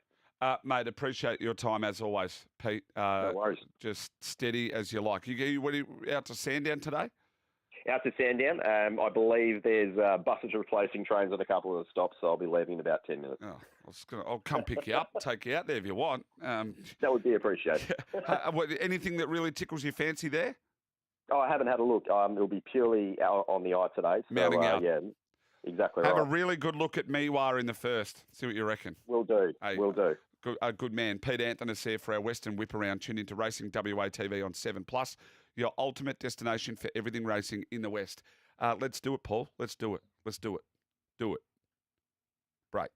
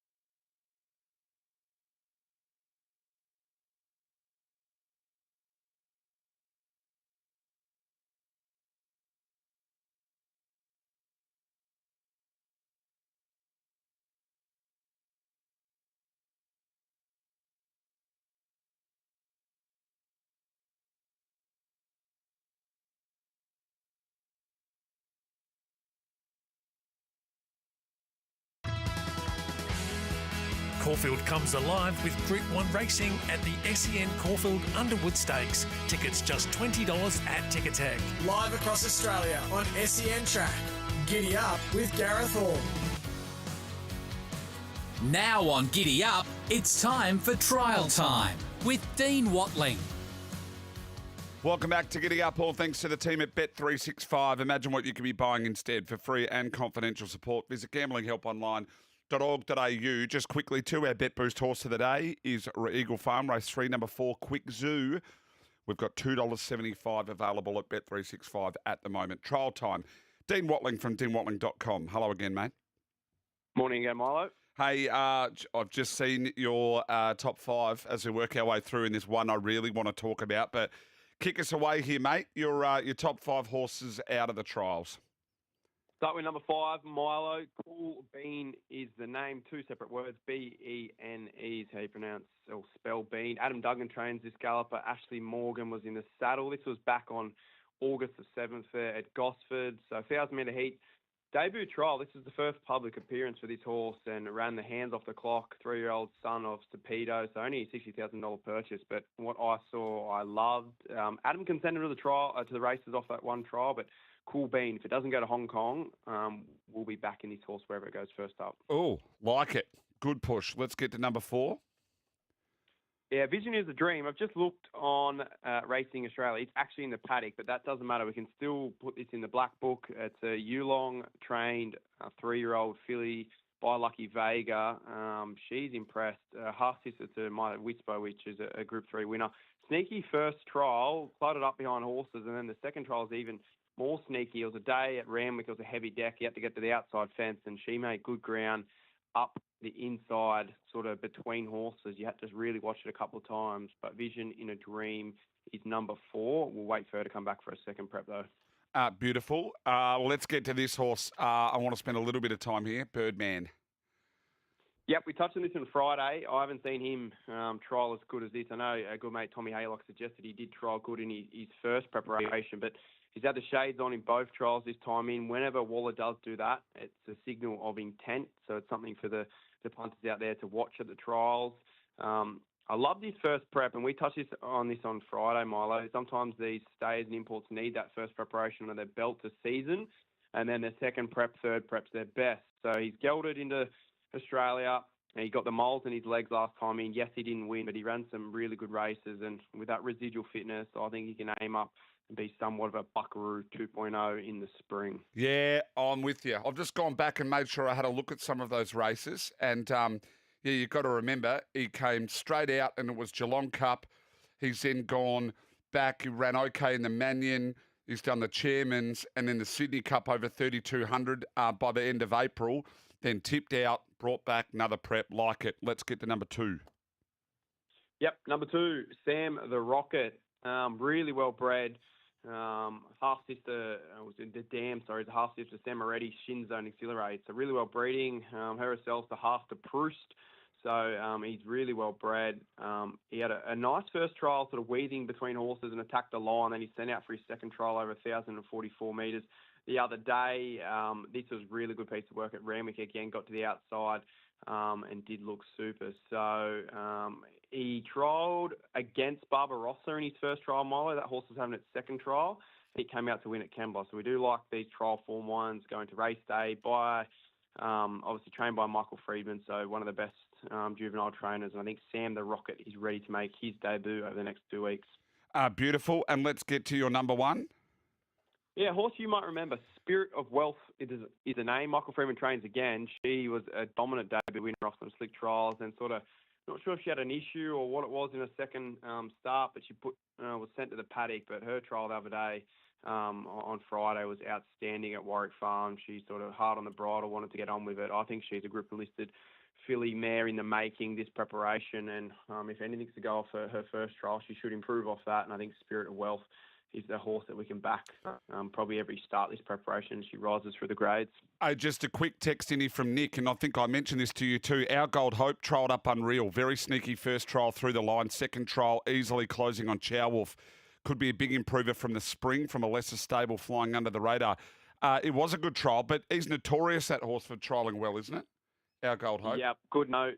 Yeah, really good note there. A little asterisk on that horse. I think it's got a stack of ability. I know the stable suggests the same, but she's probably yet to take that exceptional trial to race day yet. So I think she'll bob up and run a sneaky race. She was only just beaten in a Group 2 Selwood behind Wolf and just fine. But, yep, another slick trial. Just be careful with her. She can sort of suck you in. Yeah. She's got a good win in her, I think, this preparation. Yeah, I think got a good win, but it was really running in and around those Group 1 and Group 2 races. I just didn't know whether or not that horse was quite up to it. But a solid point. Group 3, Group 2-er. Yeah, the spring's probably a little bit easier to dodge those top-end horses as well. The autumn, you sort of get clustered up. So maybe that's a good point if they do. And Rob and Luke Price are really good at this too, to place their horses. So, yeah, that's a good point, Mike. Dino, appreciate your time as always, mate. Chat soon. Thanks, mate. Enjoy. Let's get the trial guy. Matty Morton joins me this morning. Matt, hello to you. Good morning, Miles. Good morning, listeners. I've got your top 5 here. I like a couple of these. Let's kick them away. You've got one that was at Cranbourne on Monday for 5. Absolutely. Ben Mellum certainly let the cat out of the bag when steering Rosberg to a facile victory in very quick time in Heat 6 on Monday. Nobody missed this unraced 3-year-old from the Cliff McDonald yard, and his trainer was very upbeat when interviewed subsequently. Probably beat nothing, but he beat them by a very big margin, so we'll watch and see with this fella. Yeah, love it when Clint's up and about.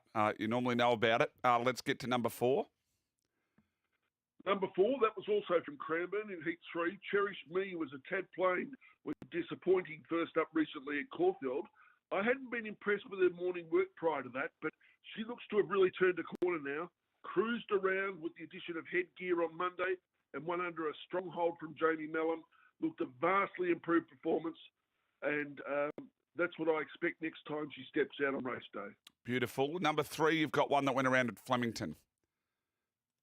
Yes, from Flemington last Friday, we've got Tycoon Star, who showed good ability in the top 2-year-old races in the autumn, but mostly let himself down with some tardy work out of the gates.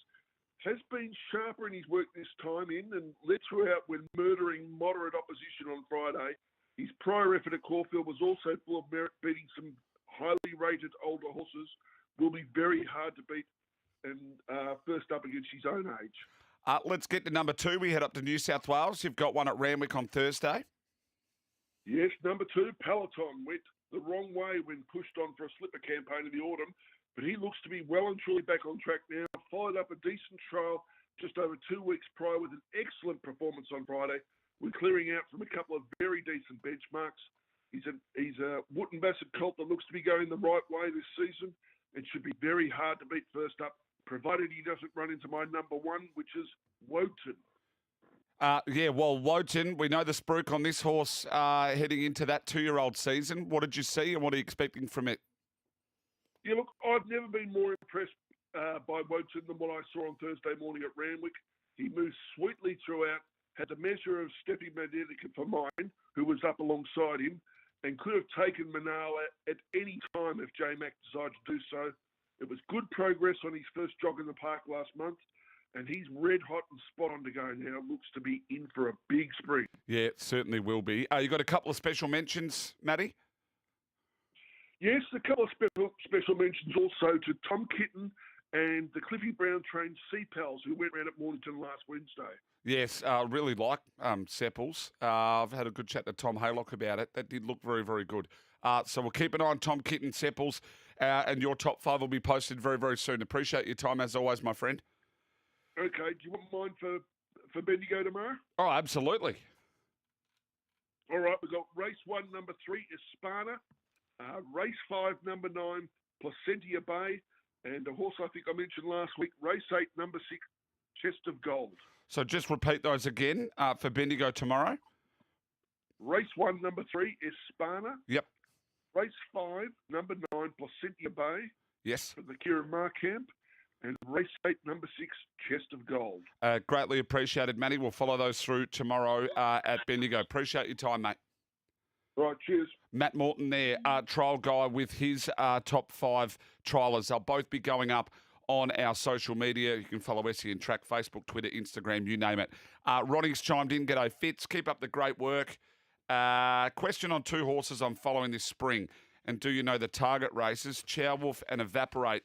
Keen on both of them. What do I have here? Evaporate was kickoff in the PB Lawrence, and then it was maybe Memsey/Golden Eagle. So that was the way I was thinking for that. I don't have a Chowolf one here at the moment, but I'll work that out. I'll try and get it for you, but I'd imagine Chowolf would be, it's either going to be King Charles or Cox Plate. We're going to jump to a last break. I'll come back, set up the rest of the show. Matt Welsh is here. We're going to have a chat to him over the next hour and just chew the fat for an hour or so. This is all thanks to Bet365. Imagine what you could be buying instead. For free and confidential support, visit gamblinghelponline.org.au. Back in a moment.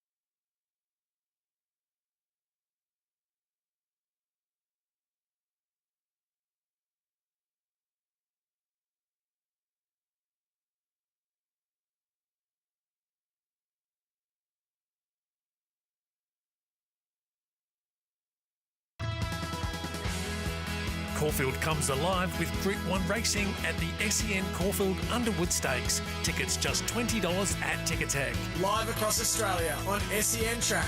Giddy Up with Gareth Hall. Welcome back. This is Giddy Up on your Wednesday morning midweek racing. Bag of tips, it's all gone up. The podcasts have gone up.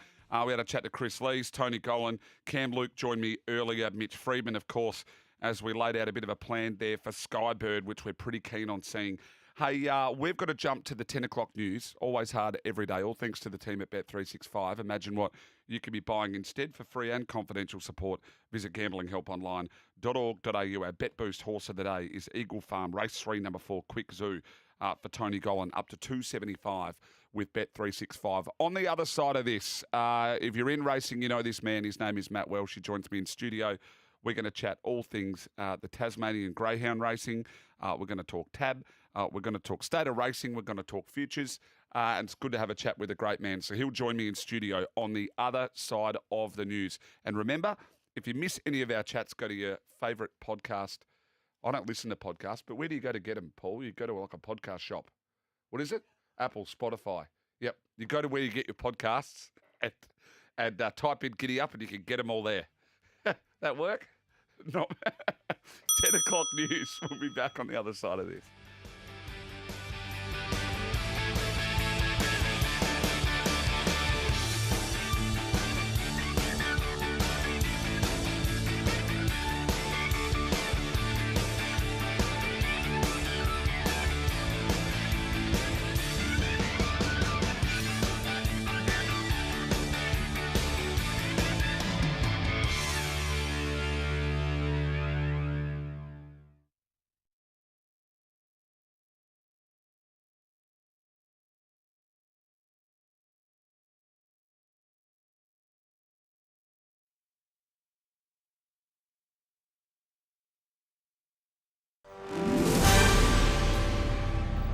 Powered by Signet. Good morning. I'm Nath Gardner with SEN News.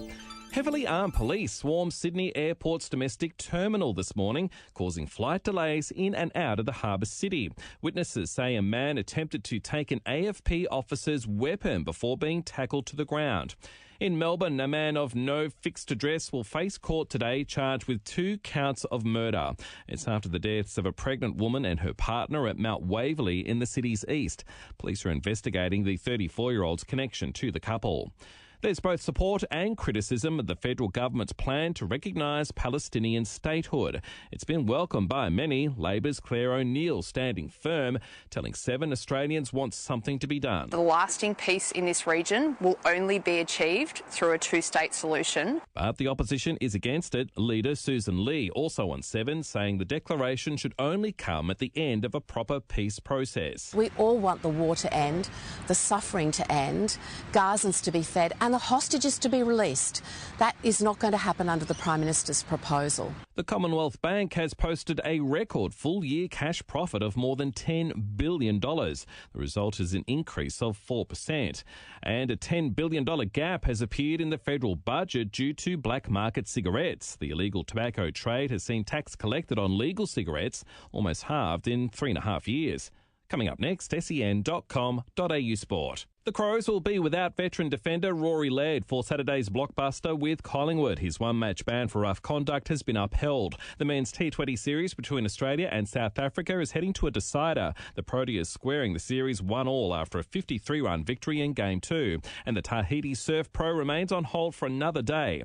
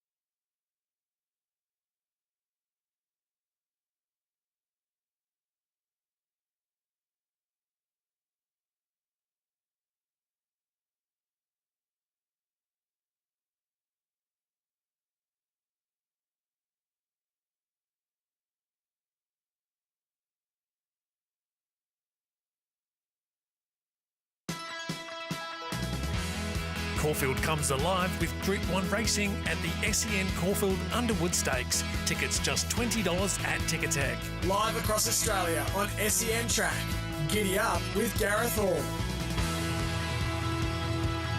Welcome back to Giddy Up. It is 10:04am, Wednesday the 13th of August. Hello to you wherever you might be around the country. All thanks to the team at Bet365.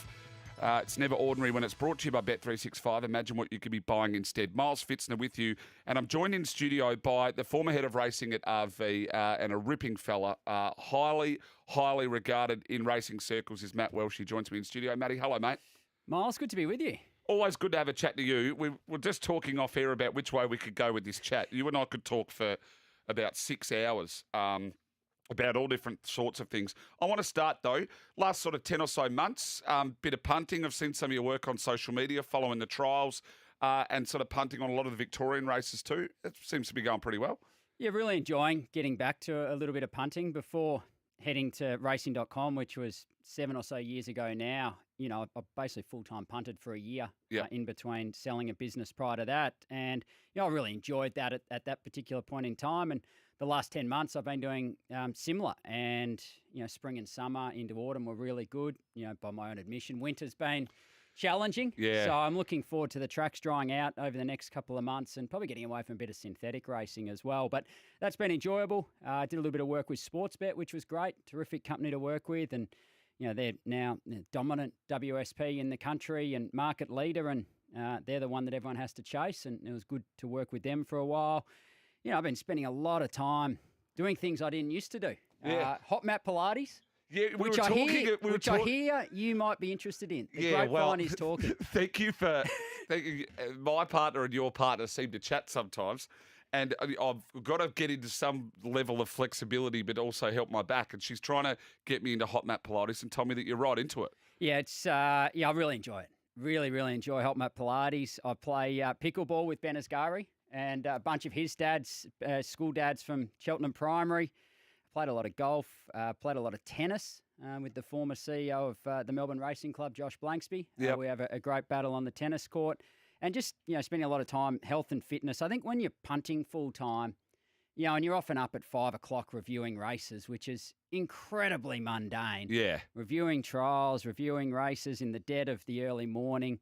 You know, it's relentless and you're by yourself the whole time. You know, you're spending the afternoon focused on the races and trying to make decisions based on how the track's playing out. It actually drains you, and you need to have that balance more than any other job, I think, because you are reliant upon yourself to get motivation. I sort of remember when I was in the thick of it that I had to massively avoid like going out, drinking, and eating bad food, those sort of things. I found that when you were right in the thick of it, if you had to have like clear head, you did have to look after yourself because of the amount of time you were putting in and how sharp you needed to be to keep your mind right. Because people would always say, oh, you're going to the races a lot. You're like, no, I'm not going to the races and having a beer while I'm doing this. I'm sitting there trying to do it properly. Yeah, you got to be really focused and you have to be relentless in how you approach it. You got to be ruthless. You want to be reviewing every meeting that takes place. You want to be reviewing every trial set. Now, you know, the majority of people are just recreational punters, and obviously they're not necessarily going to go and do that. But if you want to rely upon it for some sort of income and some sort of consistent income, that's what you need to do. And you need to keep doing the same things over and over again. And I think one of the most challenging things, and, you know, through winter I've endured this, is riding out, you know, periods where you're not going as well. And they're inevitable. Yeah, they certainly are. How do you find the state of Australian wagering at the moment? You've been involved in, well, the both sides, the media side. You've been involved in the racing side as well, and involved in the wagering side, and also punted yourself. How do you see the landscape at the moment? It's really interesting. I mean, it's changed a lot over the last 10 or 15 years. Obviously, you know, Sportsbet are now the dominant force, as I said, and they're the ones that Tabcorp and the others have to chase. They've led the way, and, you know, credit to Barney Evans and his team. Barney Evans, the CEO, and his team. They've done a wonderful job building upon, you know, what Mark Reed and those prior had built up. And they've been a modern wagering company that's really tapped into, you know, the next generation of punters. You know, I think the wagering landscape has gone through an inevitable decline post-COVID. That was always a sugar hit that was only going to be there for a period of time. But, it sounds like it's starting to plateau a little bit now. I heard Aaron Morrison suggest that turnover numbers year on year are starting to become parallel with the year before, which is good. I think, wagering landscape in Australia is in reasonable shape. The challenge, of course, is the increasing price that punters have to take, that to play in the sport. Point of consumption tax has seen market percentages, closing off at somewhere between 121 and 124%, and that's essentially punters' price to play. So that is, putting up a few barriers to professional punters and more serious punters. But generally speaking, I think it's a fairly competitive landscape. I think Tabcorp's the one that I really want to watch closely over the next 6 to 12 months. New management team in there headed by Gil McLaughlin. You've got Michael Fitzsimmons, who's come down from Hong Kong Jockey Club, which is lauded as the preeminent wagering jurisdiction in the world. He comes with incredible tote experience, and the tote product is probably the one that Tab really needs to reinvigorate. I think they've got a great asset with Sky Racing, which is probably underutilised a little bit, and I think what they do in the media space will be interesting. So they're the one that I really want to watch with their new team. I think they've got a big 6 or 12 months ahead. And then the other obvious big movement will be where PointsBet ends up, whether it's with Mixi, the Japanese company, or with BetR, who have continued to lob in pretty serious bids on top of what Mixi have put forward. So it'll be an interesting 12 months, but I think it'll be a period of probably wagering figures consolidating after that post-COVID decline. It's a lot of people you talk to about the post-COVID decline, but there was also an emphasis on there was no foresight during that period where everyone was clearly locked up in their house and punting, and so there was a spike, and then all of a sudden a lot of these races got a lot more money or these cash injections, and now we're seeing it all start to get wound back a little bit now. And my interesting one is New South Wales. I think that they're in like the Volandis era. This chat that might come to an end at the end of this year, possibly next. But the end of that era is going to be a fascinating space too, because I mean, 1 minute that everything was flying, the next minute that we need to sell Rose Hill, then all of a sudden, like we mentioned off air, now there's a race getting moved for bums in seats. I think that's one of the big watch jurisdictions, wouldn't you agree, in New South Wales? Yeah, absolutely. I mean, I think there's a couple of sides to it. I think at a macro level, New South Wales racing, for mine, is in better shape now in the public sphere than it was 10 or 15 years ago. Yeah. I remember New South Wales was lagging a long way behind Victoria. And if you think about what they've got now, which is a spring carnival that runs right the way through to mid and late November, whereas before they used to pull up stumps at NRL Grand Final weekend with the Epsom and Metrop.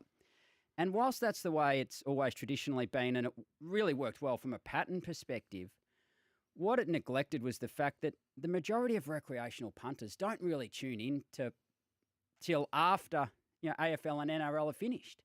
And so, if you look at the Racing New South Wales's wagering figures on key races, half of the top 20 key wagering races are new races that they've put in spring. Golden Eagle, all Everest, these races. Yeah. Now, I would say probably the largesse of prize money has been too extreme. I think $15 million Everest versus a $20 million Everest doesn't really make a significant difference. But, you look at the Golden Eagle, it's going to be one of the most talked about races. Stacked. This year, it is absolutely stacked. We had, the announcement overnight that Panya Tower, Group 1, Japanese winning filly, is headed to the race. Japanese horse won the race with Oban Boomerang a couple of years ago, and, an international Quinella last year. It's been one of the best form races going around. So, it's hard. $10 million, probably largesse again, but, these races have taken racing New South Wales racing forward. On the flip side, they've probably neglected investment in infrastructure. Some of the clubs are really struggling, which we saw with the ATC discussion around the Randwick sale. And they need to find that balance between investment, in prize money and in infrastructure. But I think net, New South Wales racing is in a strong position, but it probably needs some real consolidation moving forward. I'm chatting to Matt Welsh, former head of racing at Racing Victoria, and just all-round good guy. In fact, hot Pilates I would have come in here more often. This is where I get pumped up. This is good. Well, mate, that's why sometimes it's best not to write too much down before we go. Where do we want to go with this? We'll just chew the fat. Hey, what we'll do, I might clear a break here, Matty, and we'll come back on the other side of this. I want to talk to you about what's happening in Tasmania with the greyhounds and sort of your thoughts on that, because when it starts something like this, who knows where it ends? And there's big chat around that they'll be coming for more than the greyhounds, and maybe even some of the betting companies are looking to withdraw some of their services. We're going to go to a break, come back on the other side of this, all thanks to the team at Bet365. Imagine what you could be buying instead. For free and confidential support, visit gamblinghelponline.org.au.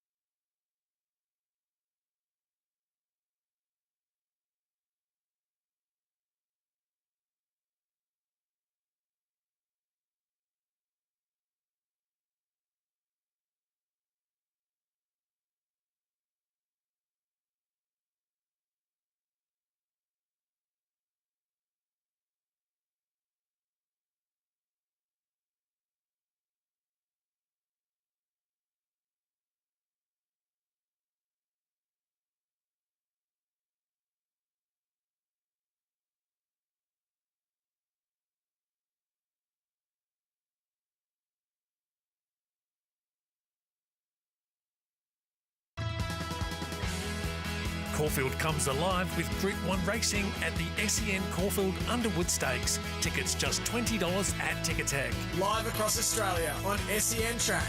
Giddy up with Gareth Hall. Well, welcome back to Giddy Up. Miles Pfitzner with you. Thanks to the team at Bet365. With Bet365 Top Tote Plus, you get the best payout across all 3 national totes. Imagine what you could be buying instead. For free and confidential support, visit gamblinghelponline.org.au. Matt Welsh joins me in studio.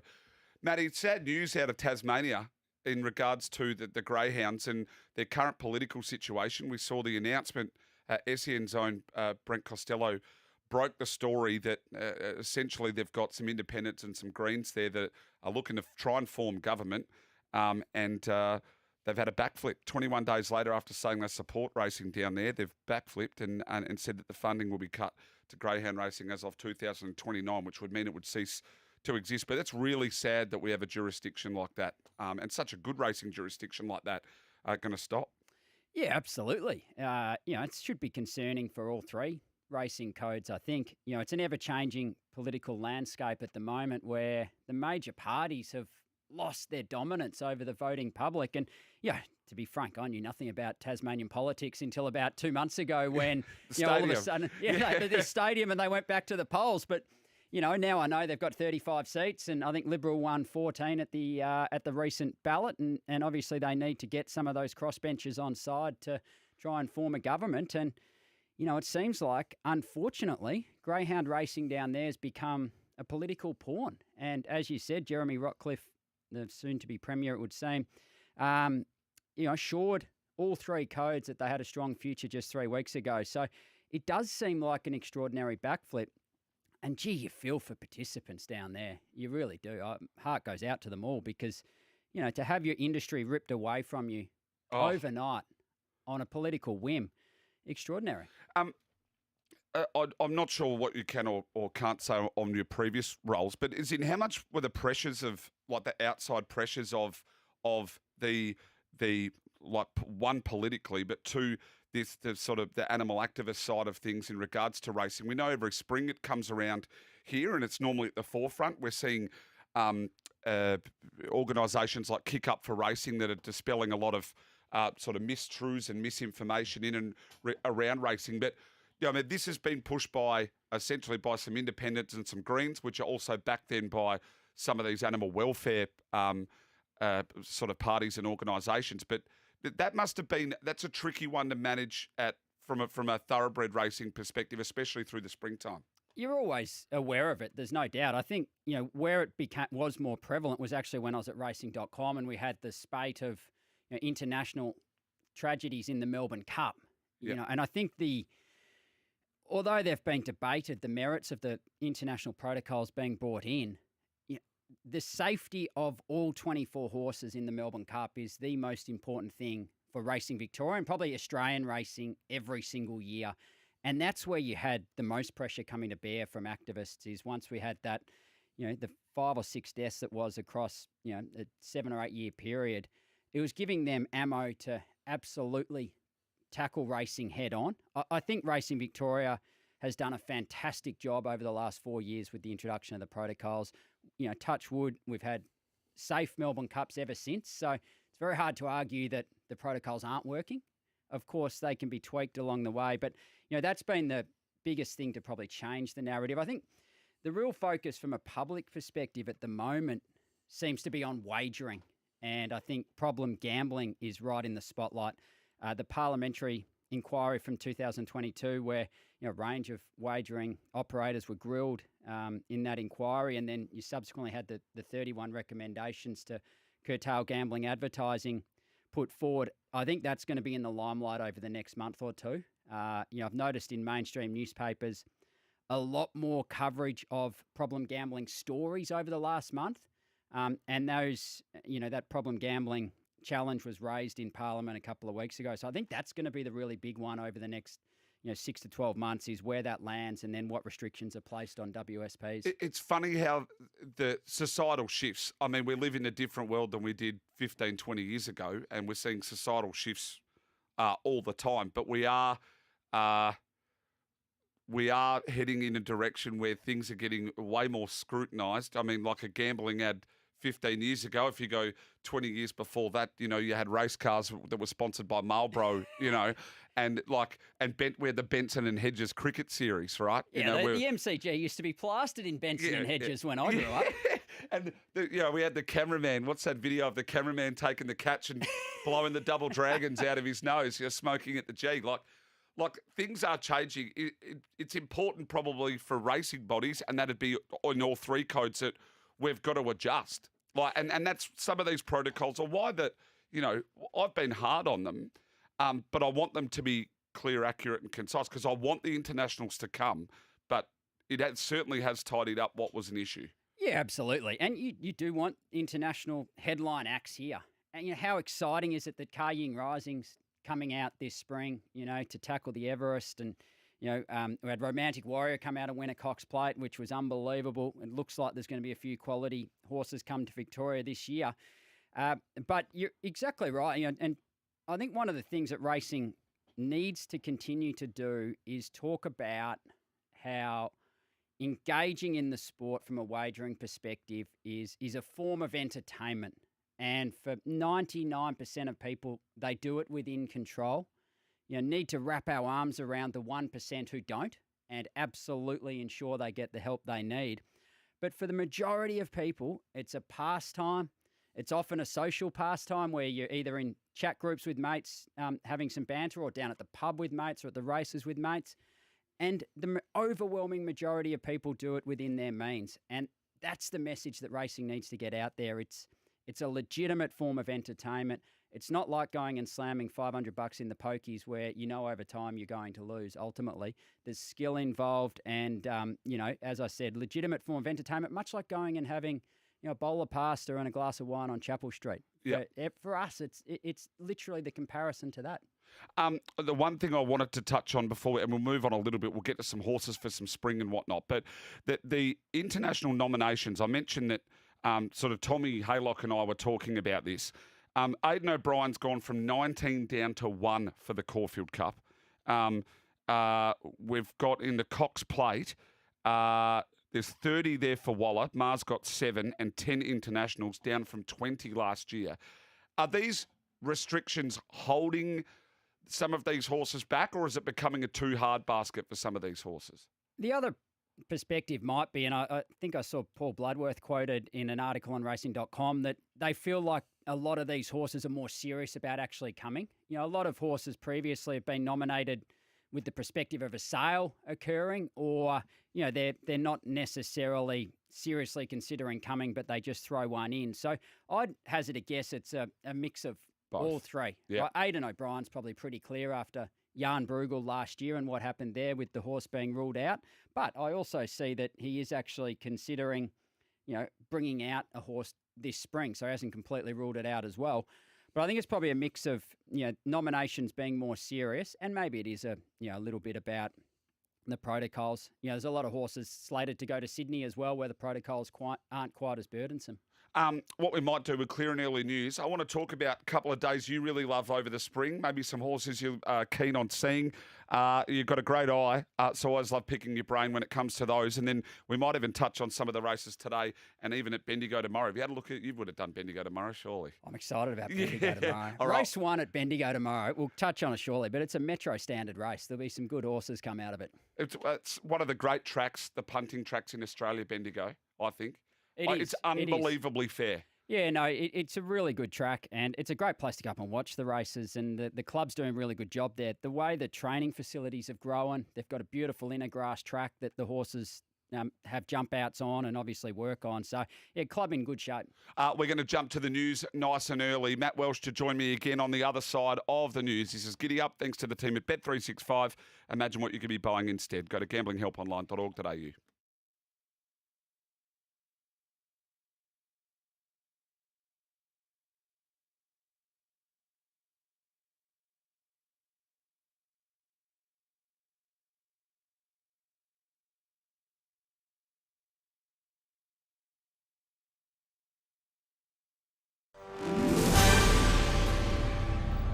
Powered by Signet, making SEN News headlines. Federal police arrest a man at Sydney Airport after a police gun was fired inside the terminal. The Albanese government admits there's a long road ahead to make the Australian economy more productive. A record full-year $10.25 billion profit for the Commonwealth Bank. Black market cigarettes blow a $10 billion hole in the federal budget. And new research is forecasting we won't need cash, keys or cards, with it all contained on a mobile phone within 5 years. Coming up next, sen.com.au sport. The Crows will be without veteran defender Rory Laird for Saturday's blockbuster with Collingwood. His one-match ban for rough conduct has been upheld. The men's T20 series between Australia and South Africa is heading to a decider. The Proteas squaring the series 1-1 after a 53-run victory in Game 2. And the Tahiti Surf Pro remains on hold for another day.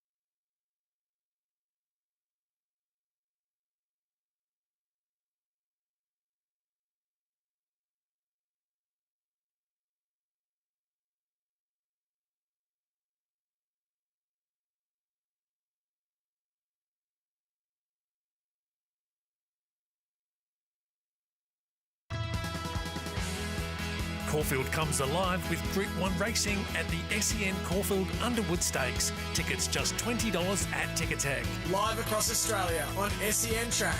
Giddy up with Gareth Hall.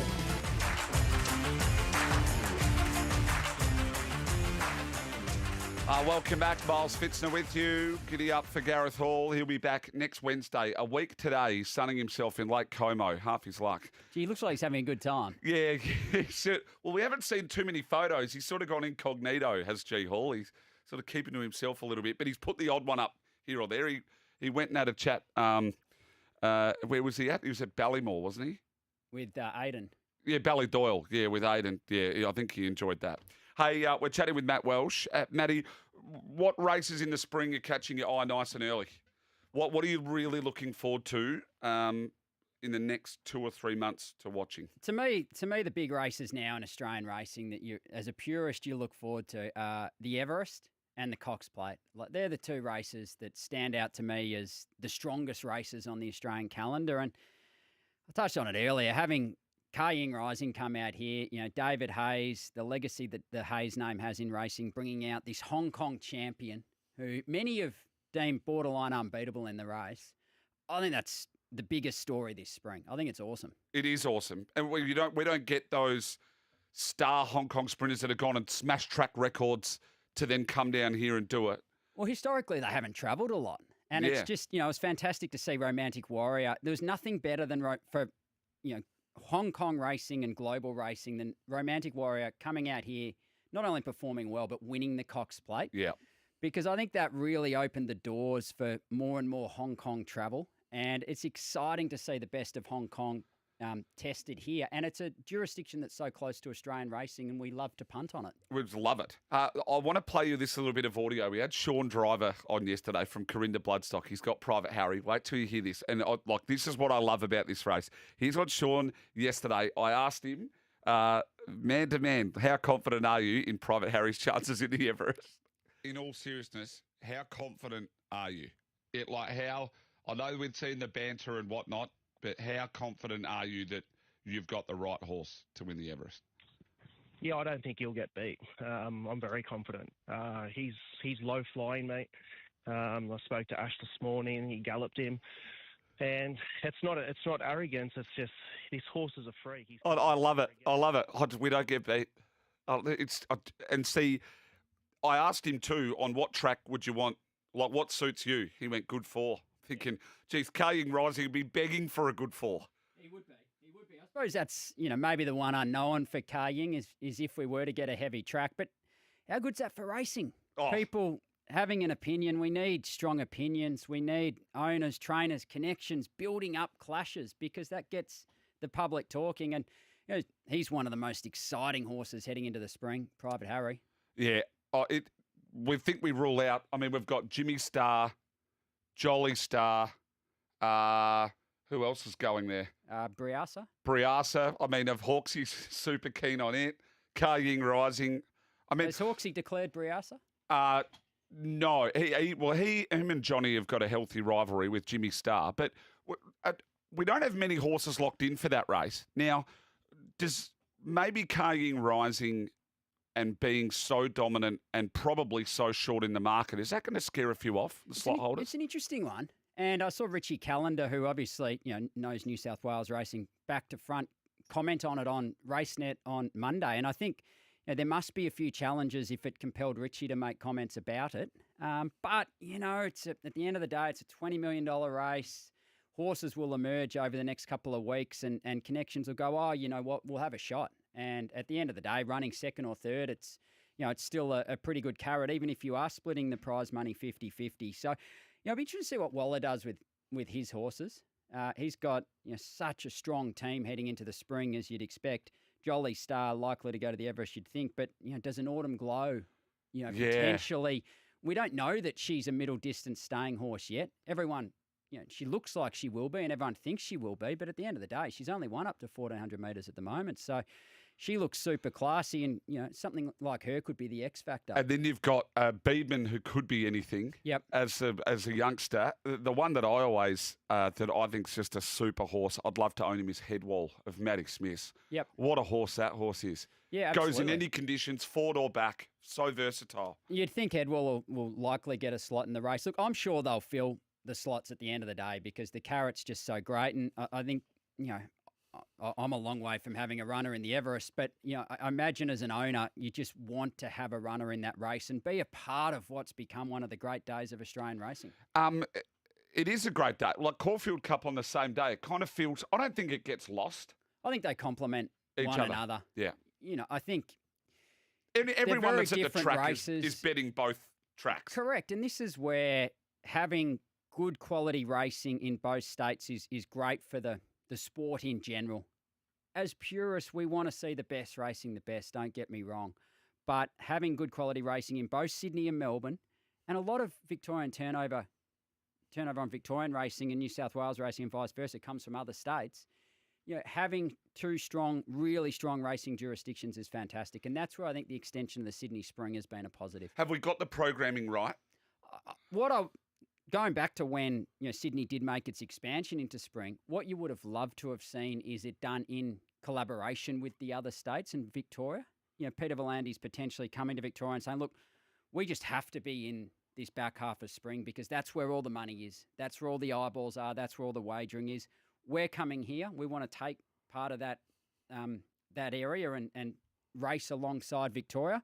How can we do it in a way that the pattern is least disrupted? But, given that you have quality racing in both states, of course there are some clashes and the programming could be streamlined a little bit further. But, that particular day, I think, is now one of the great days in the Australian racing calendar. Anything else you or a horse in particular looking forward to seeing in the spring? Has anything caught your eye? You'll be watching a few trials kicking around. I mean, Evaporate looks like he's returned a really handy horse. Gringotts up in Sydney. A lot of people are waiting to see the return of whether or not Mr. Brightside comes back as well. Antino looks a different horse. I think the most exciting 3-year-old for mine, now 3-year-old, goes around at Caulfield on Saturday, Scenic Point. I just can't wait to see her back at the track. The Hayes boys have got her. I think they had they had over 20 individual 2-year-old winners last season. They've got an unbelievable team of 3-year-olds heading into this year, an embarrassment of riches. And I think Scenic Point I've got right at the top. What she did at Pakenham on debut was awesome. She then won her only other start in the Reduced Choice, and she looked as green as grass there. She just oozes potential. She's trialled up well. So it's a hot quizette on Saturday. I haven't seen the acceptances yet, but the nominations were awesome. You got Signature Scent coming through that winter form. and she looks really talented herself. But yeah, really looking forward to seeing Scenic Point. I think she's a Group 1 winner in waiting. Oh, beautiful. Mark that in your books wherever you are around the country. You can text in 0499 736 736. Have your say. I'll clear one of the breaks here. Let's talk a little bit more racing on the weekend. Could even talk a bit about today.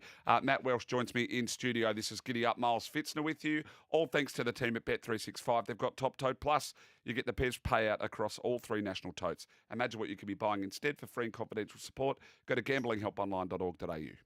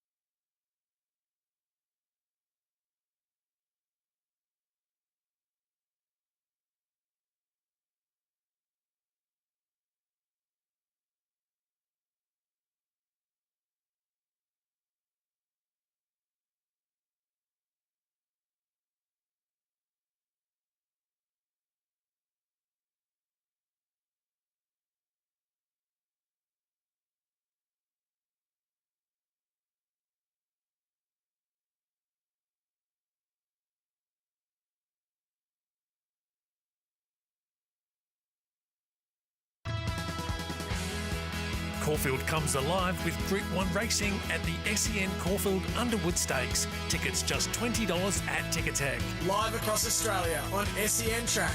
Giddy up with Gareth Hall. Welcome back.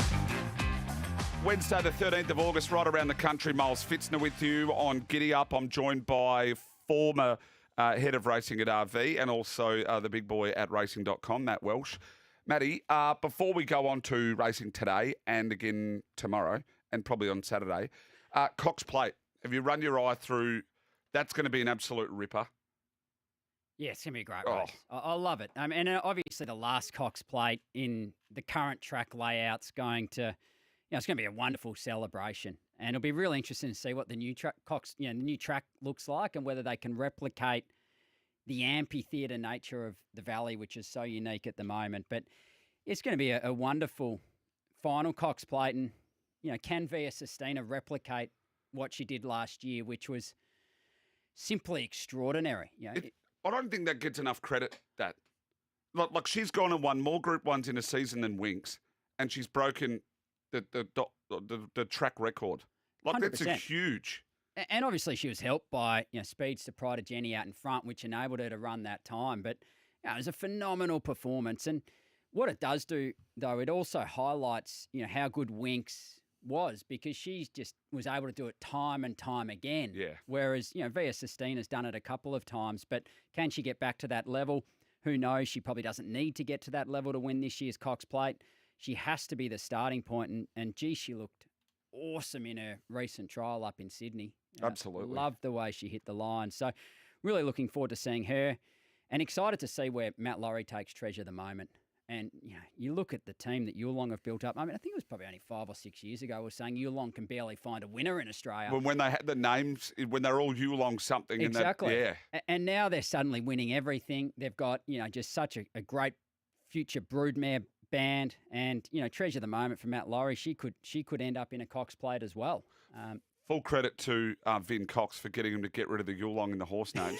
Yeah, it was a great call. It's a great call. Nothing has made them go better than getting rid of the Yulong. Nothing has made them go better than that, I don't think. Yeah, shout out to Vin. That was I reckon that's the best move he made at Yulong. And Matt Laurie's doing a good job with his team. I mean, he's got Vinrock, who's a star 2-year-old, trialled up really well at Mornington the other day. He's taken on horses from his father-in-law. I think his father-in-law, David Brightoak. He's got some really nice horses as well. He's got a terrific team heading into the spring, and I imagine that stable would be extremely excited. Gun trainer. Yeah. Gun.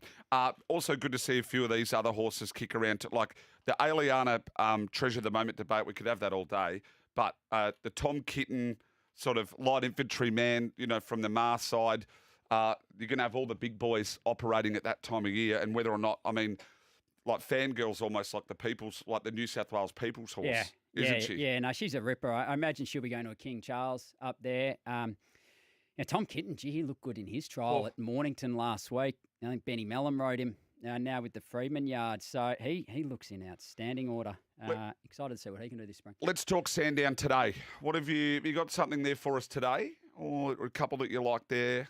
The good thing about this time of year is you get to these midweek meetings and they suddenly get really strong. Particularly the 3-year-old races. Excited to see Planet Red race 2 back at the Sports today.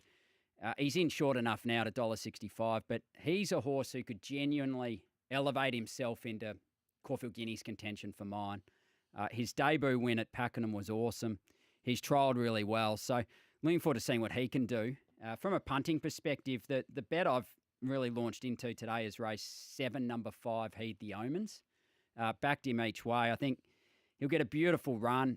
He resumes here for Chris Waller. He ran well first up last preparation. He's down in a fairly moderate 64. He's got the claim for Tommy Preble, and he trialled well twice at Flemington. So I think race 6, number 5, Heed the Omens is probably, race 7, number 5, Heed the Omens, probably the bet that I'm keenest on today. But from a futures perspective, really looking forward to seeing Planet Red. You said that you were keen on Bendigo. There's an 8-race card at Bendigo there tomorrow, currently rated a soft 5, and you're spot on. That first race there does look pretty handy. Oh, wow. Yeah, you got Perfect Night. So Point Barrow, who's favourite, hasn't been seen since the Merson Cooper. I mean, her run in that Merson Cooper back in the spring was unbelievable. Jason Warren ran in behind Palm Angel, and Yeah. Jason Warren had gone, Palm Angel just doesn't lose. Well, she got back to near enough last Point Barrow, and she was laying in horribly up the straight. Jockey couldn't keep her on the straight and narrow. She hit the line really well. She's had the long break, so that's a little query. Yuki's trialled up well for Tim Fitzsimmons. Shinjina for Moody Coleman was good on debut. I thought Just Enough Splash trialled well for Craig Widdowson, so that'll be a great race. The fillies maiden race 1. Espana, of course, has reasonable city form as well. The bets I'm keen on, though, mate. Yep. I'm really keen on 1 in race 3 at double figures tomorrow. Yes. Race 3, number 4, Lack of Restraint. I think she's about $13. Named after me. Absolutely named after you. She certainly is. Most appropriate. She's got Brittany Button in the saddle. Now, Brittany's riding really well at the moment. She's had a purple patch of form. This mare's her own worst enemy. She lays in badly. She's hasn't been the best away in a couple of starts to date, but she finally draws a gate on Thursday, and she shouldn't be $13. She should be half that price. If she was with a big stable, I think she would be. Watch her work through the line at Wodonga last start. It was simply awesome. So race 3, number 4, Lack of Restraint each way. And then touched on Matt Laurie getting a few from David Bright Oak. I think you can have a winner in race 6. Race 6, number 7, Steamy Mist. Hit the line really well first up at Cranbourne. Always showing a lot of potential, this filly in a short career to date. And I think you won't miss each way. She's about $8 at the moment. In behind Marital Music, of course, which Benji had, wasn't Correct. it? Yeah. No, hit the line really strongly there. I think well suited at Bendigo out of the chute on Thursday. So I think she'll run really well. Steamy Mist. Beautiful. There's a few to put in your book there. I can't wait to see that race again tomorrow. There's some of that Tisworthy form in that first there at Bendigo, and that'll go around in the Rosebud, won't it, on the weekend up in Sydney? So it'll be fascinating. Yeah, and that's what you find during the week. That's at this time of year, you see that the Thursday, Friday meetings, the Wednesday meetings, they suddenly get really strong. Yeah. And you can see a horse emerge from anywhere. We're touching on Signature Scent. Earlier she's going to go around in the Quizette on Saturday. I mean, she went around in a maiden at Bendigo on debut at the Saturday secondary meeting. Remember the betting plunge with Hitotsu that came out of that Donald. It Donald came out of Maiden. that Donald Maiden. Yep. It came down and won the Group 1 and just got absolutely smashed. I remember being at Caulfield one day and watching Moment of Change go around at Matoa. It went around a short price favourite, of course, subsequently a Group 1 winner for Peter Moody. You can find horses anywhere, and he won by about 6 or 7 lengths that day, and then turned out to be an absolute Group 1 star. So, I think this time of year you've got to keep your eyes on a lot of these meetings because you'll see good horses emerge all over the place. Matty, I greatly appreciate you coming in, mate. Always good to chat to you and get your opinion on things or the lay of the land. Hopefully, I'll get to chat to you a fair bit more throughout the spring, and we'll follow a few of your horses, mate. But best of luck. Got some ventures happening at the moment too. Best of luck with all of that, and appreciate your time this morning. When are we getting to a hot mat Pilates class? Yeah, look, I'll trade you hot mat Pilates. Look, you give me a day at the TAB with a few pints, and I'll give you a hot mat Pilates. I'll look forward to it. We can report back to the listeners how you went. I think it'll be a bit of fun. I don't think we'll be filming it, that's for sure. I'm just going to clear the last break. I'll come back and wrap the show on the other side of this.